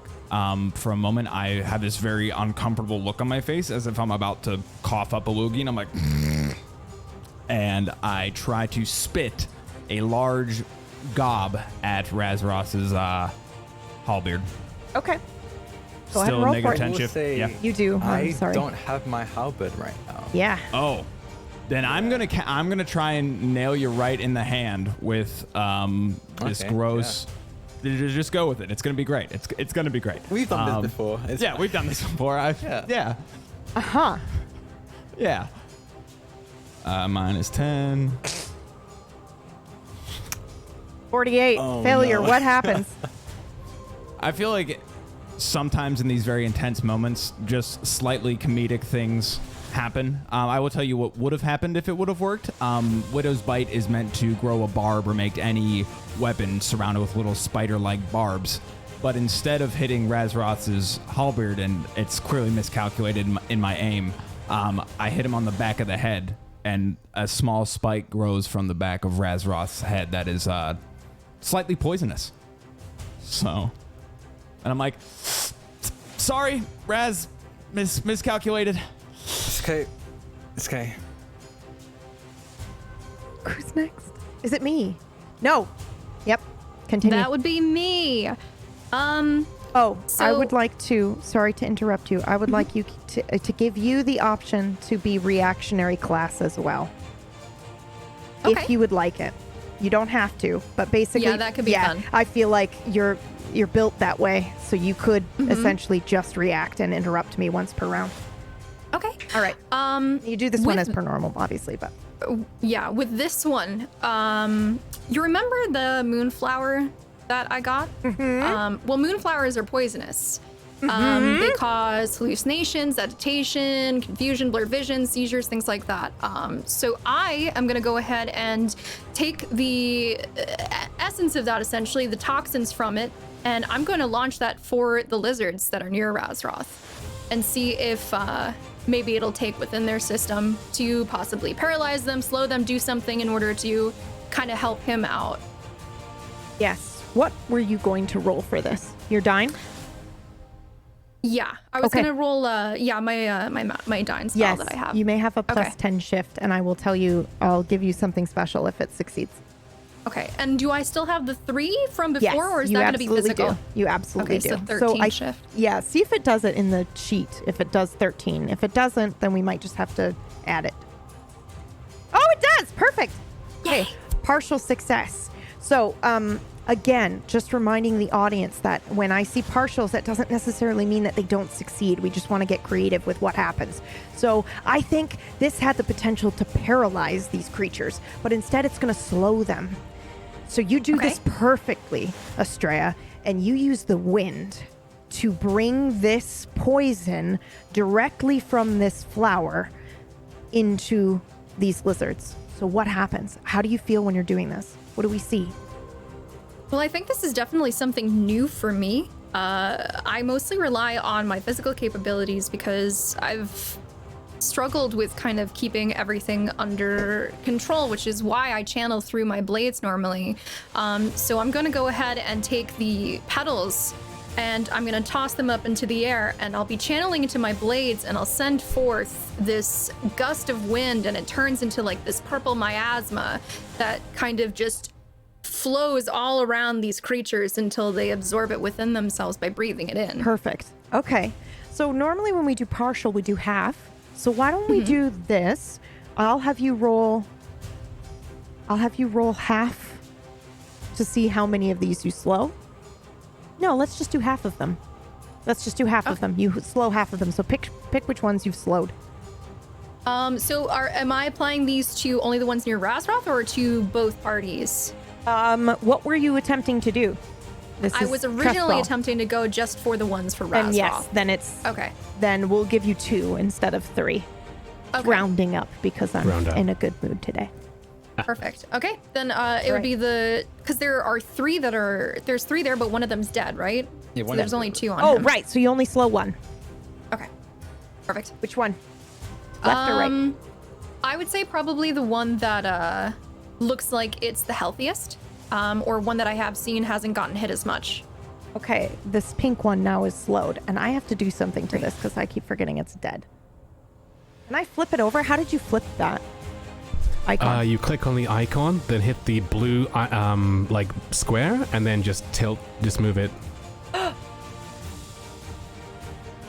Perfect. I'll remember now. That one's dead. It's facing the wrong way. Okay.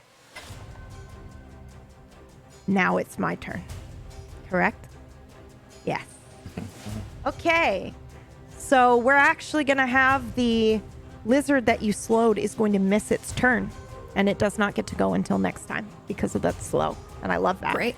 And I think I'll go every other round until it wears off. And I have no idea how long it's going to last. We'll maybe have to roll a 1d4 or something like that. We'll figure it out as we go.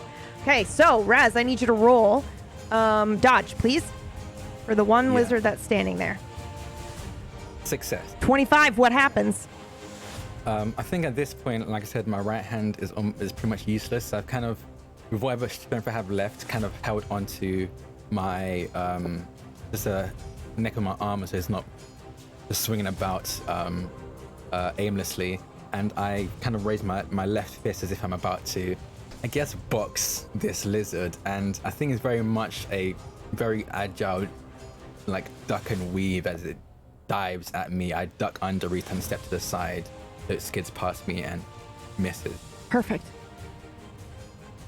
God, can we just take a second to think about what you look like right now? Because you have chunks of your flesh missing. You are bleeding. You are covered in sand. and you just dodge Yeah. this fucking thing. You're just like, All right. I'm definitely running on adrenaline right now. Yeah. I think after this fight, it will all hit hard. Probably. All right, let's see. Who's next? Ooh, okay. So we've got 3 submerged lizards who have lost a turn. They're going to wiggle their way out of the sand at the start of the next turn. So they've lost 1. So we've got 2 creatures that need to roll. Jude, you need to roll a dodge. And Rhea, do you want to do me a favor and just roll a 1d100? Because this one's falling to the ground now. Holy shit! 96? It's dead. It dies. Oh. Oh, Jude. Okay. And Jude, you get hit. Tell me what happens. Yeah. I'm so sorry. That's okay. I'm basically an easy target. I'm laying in the sand. I'm very injured. I can't really see. I've been maybe attempting to move, but I can't move very much in order to get up and get out of the way. So I think I'm just, I'm ready, easy pickings. Yes, Lear? So the barrier attack that I did earlier was not an attack. Did you make it so it did damage? Because the idea was to protect Jude.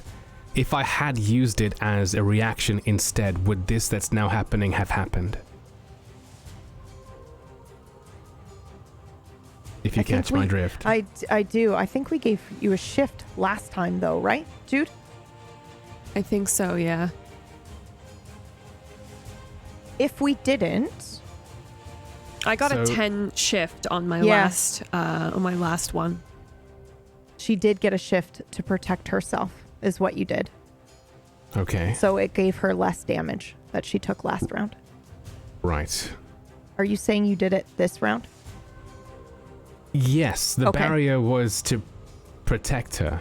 For this as specific in- attack? Yep. The question is, what did my barrier do if, what did it do this round? So we can do a shift. Right, So- and she used it. Yeah. Okay.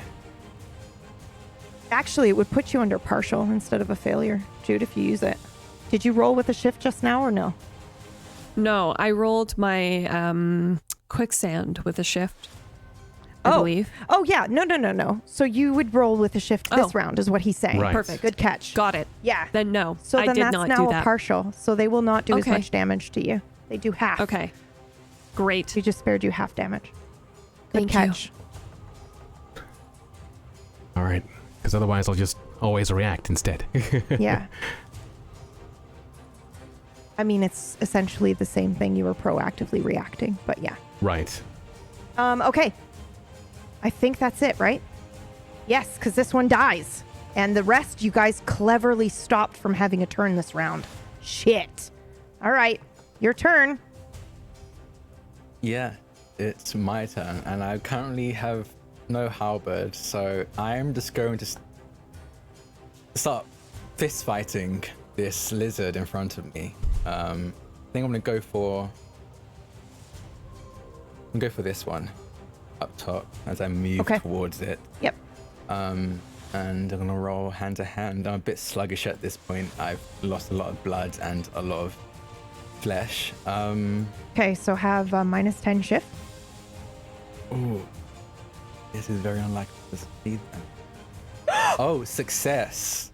Oh my god. Okay. Yeah,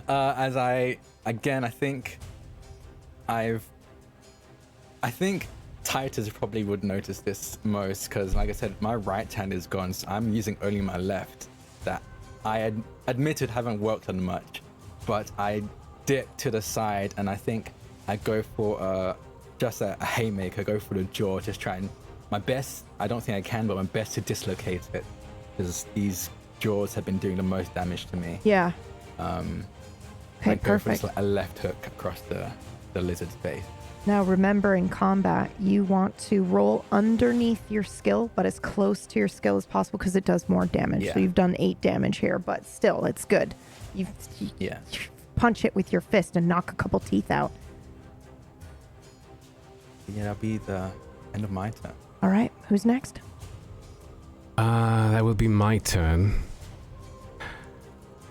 So these lizards are still underground, right? Or like they're They still... are. That is correct. Are they visible underground, or are, You can are see they like the submerged? sand moving, as in they're going to come out. Okay. You can identify where they are, I think is what you're asking. Right. Yeah. Okay. I'm trying to think of whether or not I want to buff my friends or to stay defensive and assist instead in case anything happens. I've just been given this cool role of being able to react to things, so I think maybe perhaps I'll wait and react instead and help defensively. You can also use your reaction to buff an attack.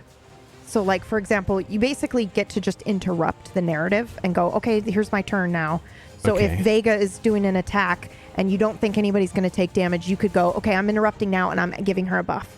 You're basically a support caster. And I love this. Okay. Yeah? All right, perfect. Okay. That's what I want. Okay. So what does Vega want to do?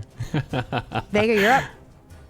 I'm going to attack, but I'd need to wait till the lizards are visible, really. Okay.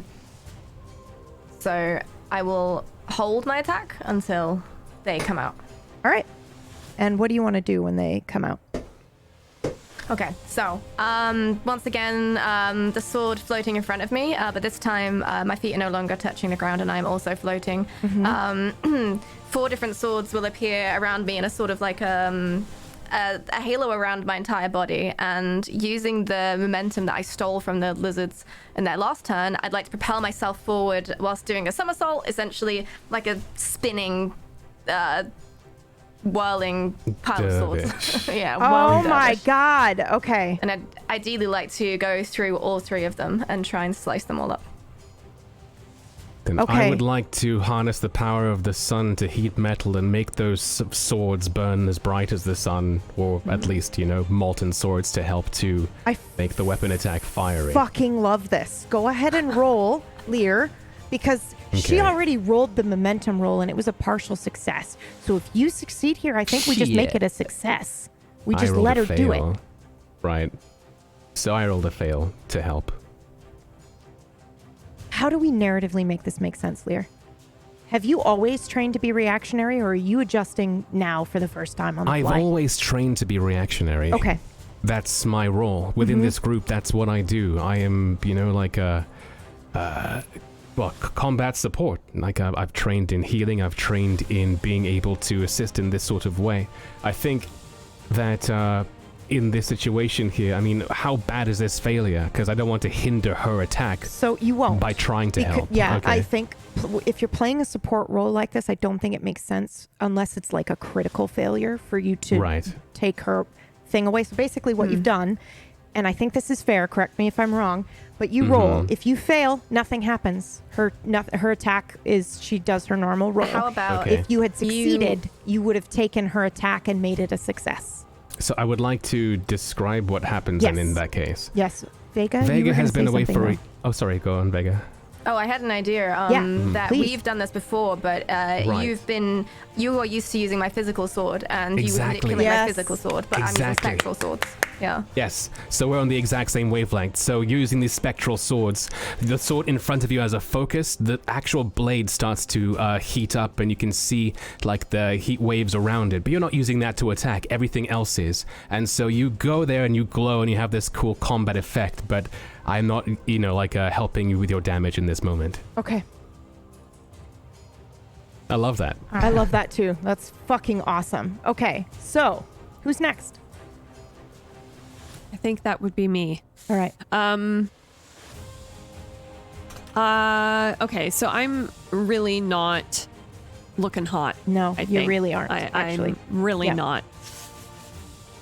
I don't think that there's much that I can do physically. Like, I don't even think that I could attempt to stand up or anything. I mean, maybe I could try attempting You to can stand always up. try. Yeah. Yeah, I think I would like to do that. You'll 'cause have I- a minus I- 10 shift, but yes, Yeah. you may stand. I do not like just laying here feels not correct for me. Okay. -10, yeah? Yep. You use a body skill. Whoa. 14. What do you do, bitch? Because you just fucking stand up. You don't even struggle. What happens? I just stand up and I pull my sword out and I attack the nearest thing. I want to put my sword through that creature's skull.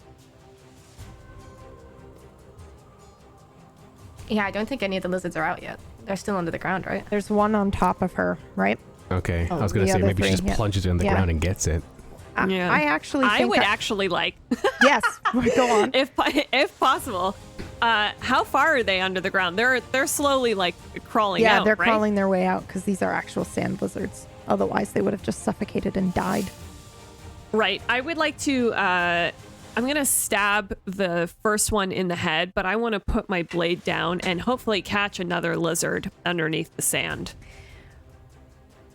Is that possible? It's possible, but because you said you were going to stand up and you were using that as your move, I'm going to say that we need to stick with that. Got it. Perfect. But I love that, and you can always try to do things like that. But what I would like to suggest is that when you stand up, Jude, the air lifts you up. You don't stand up, you just full on, like, rising, a vampire rising from a fucking coffin. You just rise up into the air and you hold your hand out and your sword comes to you with the wind. Yeah, that's so sick. Yeah, okay. super sick. Yes. Okay. 100%. Who's next? That is me. All right. Question for Razroth. When you punched the lizard, did you grab it and punch it, or did you just punch it while he's down? It was just punch because my right hand is basically useless. I don't have anything to grab it. Okay. Cool. Then I'm going to try and cast polymorph and turn into a small cat-sized spider, probably like a large cat. You are turning into a spider. That's the plan. Yep. Okay. Go ahead and roll for it. -10 shift. Come on. Oh my god, Titus. Poor Titus. Jesus Christ. Remind me to look at your sheet and make sure that it's accurate, because I don't think you've rolled a single success. But you know what? I do get a Reminds me spell of off, episode 1. It does. it's going to be great. Also, narratively, for me, it fits because you've just been tortured, and like I just don't know if you feel like, especially because your magic's very emotional. Like I imagine that you're struggling a lot when you try to do this. However, I would like to give you an offer. Okay. You can turn into the spider, but I get something in return. I'm going to say yes, and that sounds wonderful. Yeah, okay. You turn into the spider, but you will be stuck in the spider for 16 hours. Yeah, totally. Cool. Totally. All right. Yeah. Go for it. What do you do as the spider? So my hands start to dissipate into what looks like gray sand, but they're really thousands of little tiny spiders, and I start to move towards Razroth, kind of like in a serpentine motion, and as I get about 5 feet away, I transform into a larger, big, about cat-sized spider. Yeah, and I jump onto Razroth's wounded hand and wait for one of these lizards to try and bite him in the hope that I can smack him with my spider stinger. So I'm just a giant cat spider on Razroth's hand. Yeah. I mean, arm, because cats are huge. Yeah, okay. So you're like all over his shoulder and arm. Okay, probably down to his elbow. Got it. Awesome. Who's next? That would be me. Yes. So this is technically the first round where you can interrupt. So if you want, you can hold this action until I'm done with my next turn.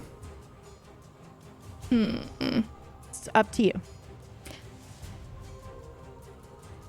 Well, how many do we still have left? We still have the 2 near Razroth, right? And then we have the 3 that are burrowing up. So what's going to happen is at the start of the next round, you've got the 3 lizards are coming up from the ground, and they're going to have an attack, and your lizard that you slowed gets its attack. Okay. You have 4 potential attacks to block. Yeah. When Or those 5. lizards pop up, that's when I want to go ahead and go for it. Okay, perfect. So we've got 2 attacks happening when those lizards pop up. So why don't we just go ahead and say we're doing that now because you were the last one in the turn order. Okay, so we've got the slowed lizard that is now going to do an attack. Raz, I need you to go ahead and roll. Dodge. Success. All right, roll one more. Partial. Success. Okay, which one do you want to be hit with? I think the slowed lizard went first. So I'm just going to say that Yeah. that's the one you succeeded on because it's got poison in its Yeah, breath anyway, that and you don't want it to bite you. Okay, so the Yeah. second one, how does it attack you? How does it hit you? God, you're taking a beating. Yeah. I think I'm just moving slower, and I think Yeah, Titus is definitely noticing that, especially now, literally on my arm, yeah. that I'm just each movement, each step and side step I'm taking, it's just becoming slower and slower, and these things are fast. So any reduction in speed can be a life or death kind of situation. So I think You're starting it to doesn't. feel really lightheaded as well. Yeah. Like the way Yeah. that this system works is you don't see your hit points, only I do, and I need to tell you when you're starting to struggle. You're starting to struggle. Yeah. Okay. All right then. Next, we have the 3 lizards coming out of the ground, and you two were going to interrupt them. So what's happening? Vega, let's go with you first. Alrighty.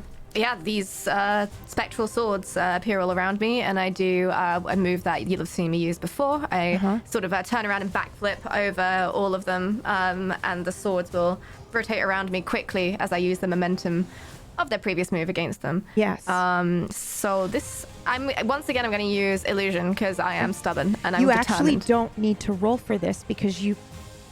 Oh, actually, let's have you roll because you're using debt magic. You're stealing something that's already happened in the game, and they partially succeeded. So you'll essentially just do that half damage. But why don't you go ahead and roll, because if you get criticals, something cool will happen. Okie dokie. Do I get a +10 again? Yes. Yep. Yes. Success. 38 success. Okay, so I'm going to say that instead of partial success, half damage, you're just going to do the full damage. Is that fair? Yeah. Okay. Yeah. Awesome. So as they're burrowing up, I spin over them. These blades all slice into them. There's a wash of blood and a flurry of sand that all goes flying into the air, and creates almost a curtain of debris that you wouldn't be able to see through. As I try and neatly backflip over to Jude to stand over her. Perfect. Estrella, what do you do? Okay. So I've been seeing them struggling over here with these 3, and Jude is looking really, really bad. Yep. So I'm gonna close my eyes and I'm gonna think of that version of myself that I've come to rely on when it comes to times that are very, very, very, very stressful, and I need that extra help. And with that, I'm hoping that she'll come and help. I fucking knew it, dude. I didn't know what you were but I knew it in my heart. Okay, go ahead and roll for it. Holy fuck. Should I use my regular skill, or should I be adding anything to the other skill? Add it to the other skill and roll that, and you have a +20 shift. Okay.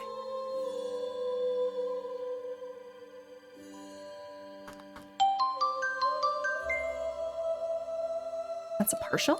Okay. What happens? I think she So- answers. So what do we see? Well, I don't think that anyone would really know the dialogue that goes on. But you would see another version of Estrella, but like in a kind of purple shroud, almost like a little specks of light, like a galaxy almost, appear on the opposite side of these lizards, closer to the 3 that are hanging out over there. And the 2 of us are just going to go ahead and launch at the same time to try to attack as many of them as possible. Okay. And as the 2 of them, myself and this other version of myself, we launch towards these, it's just a cloud of viscera. There's a huge puff of just red in the air as they all are decapitated and they all fall to the ground. And you would see this other version standing next to me flicker and then disappear.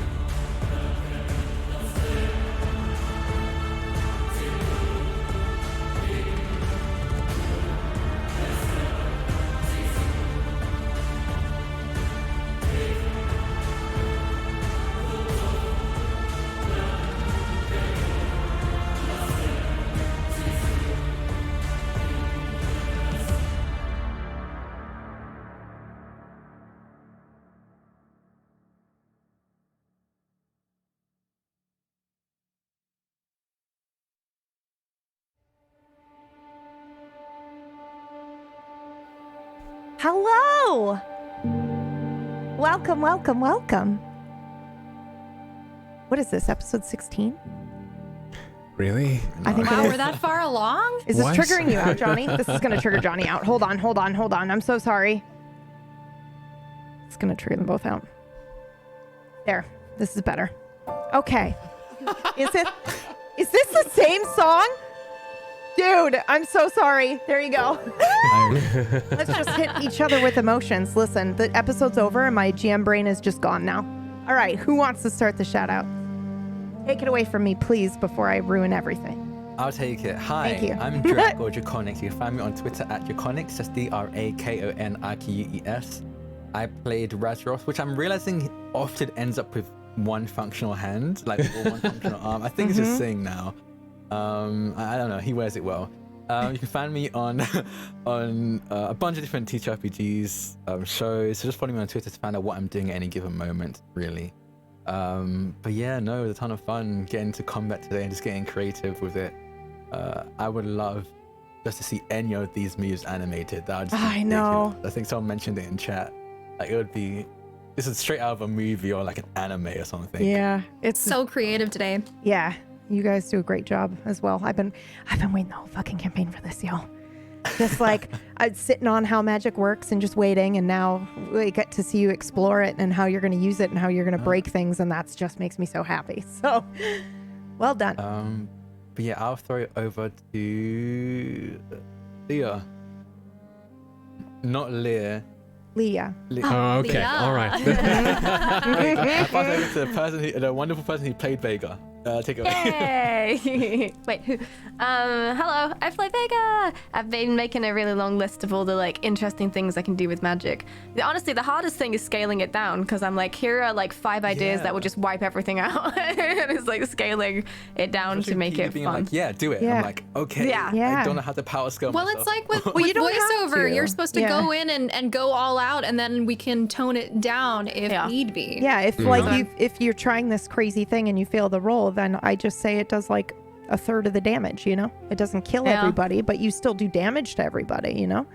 Well, Like, I we're like coming up with figuring these it out as we crazy go. ideas, but Yeah. then tuning it down to fit the fight, because Yeah. then it makes it fun for everybody to get So good. involved. But yeah, it's getting. The thing is, there's too many possibilities now, so now I have to like. I'm trying to. I need to theme everything back together again, so I'm not just like everywhere doing everything. It's so much fun! Yay! I'm floating. Anyway, hi, I'm Leah. I play some games, and I also play Red Dead Roleplay, which I'll be doing tonight on my channel, twitch.tv/Leah.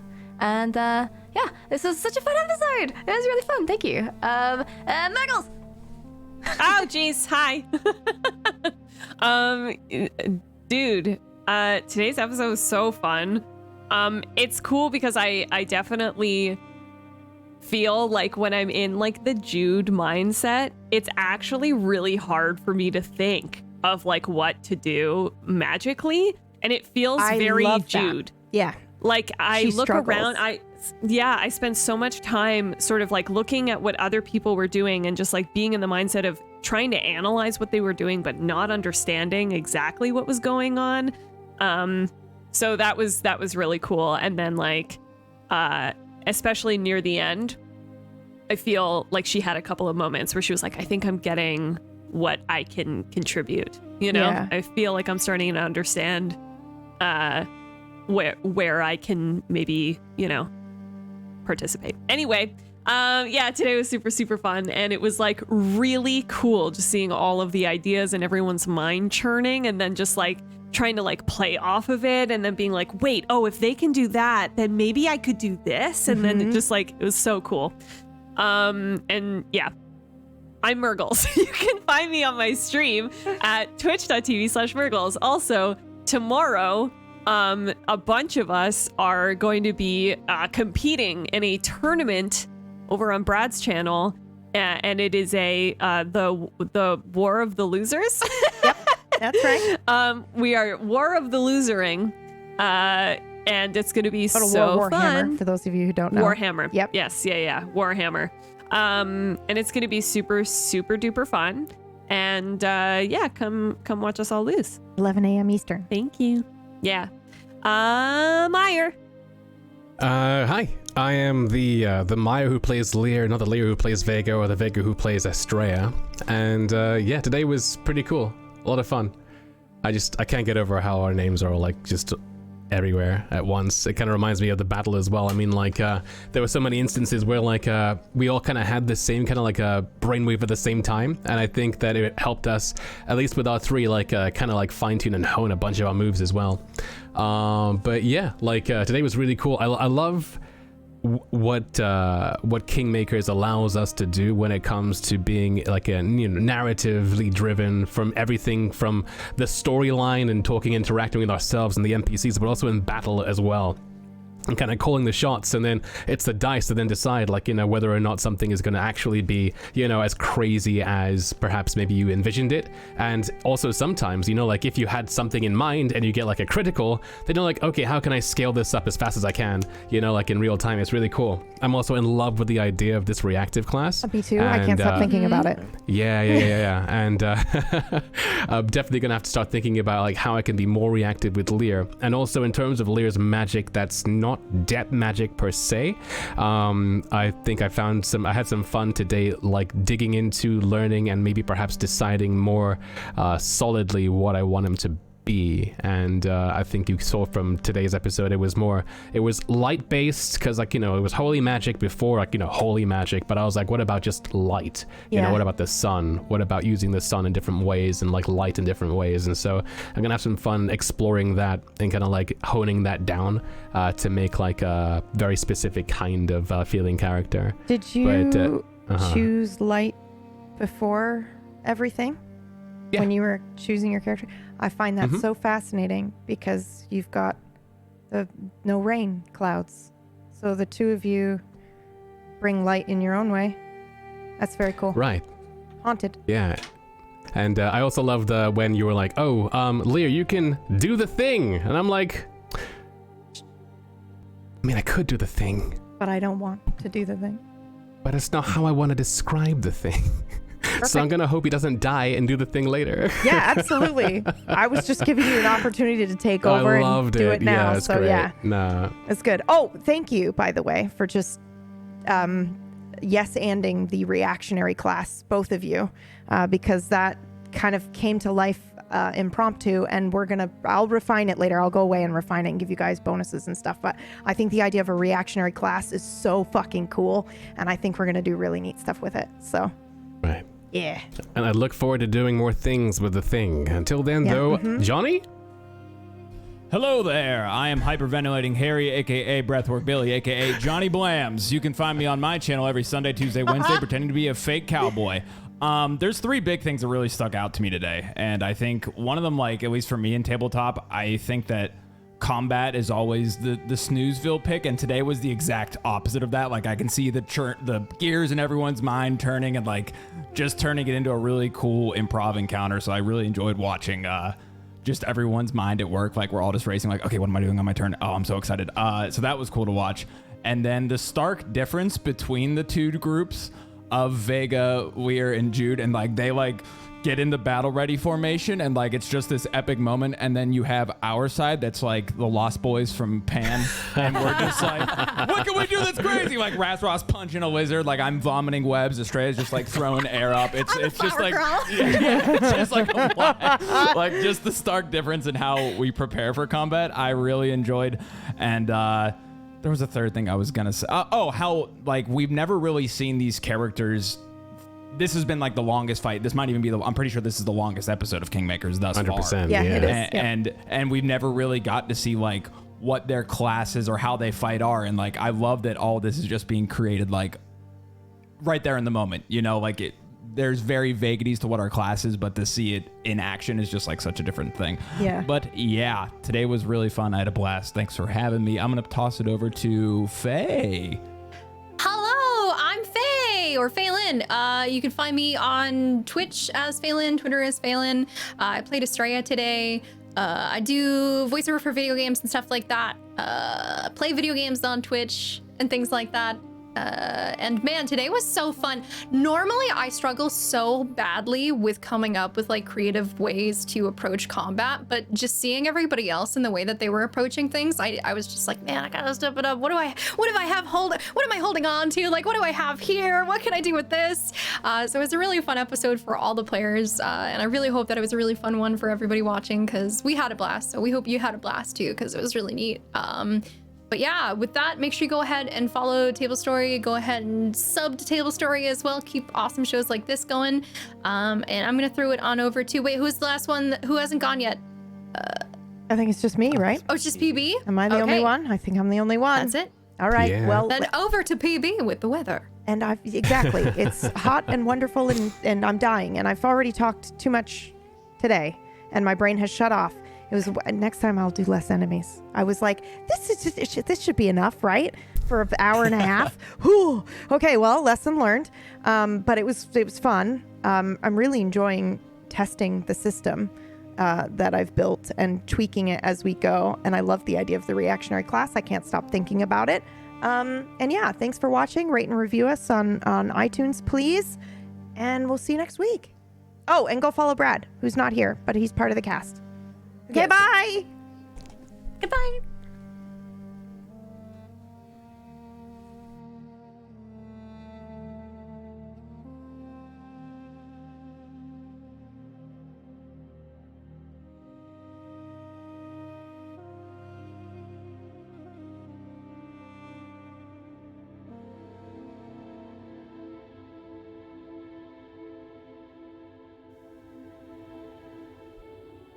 I told you, Estrella.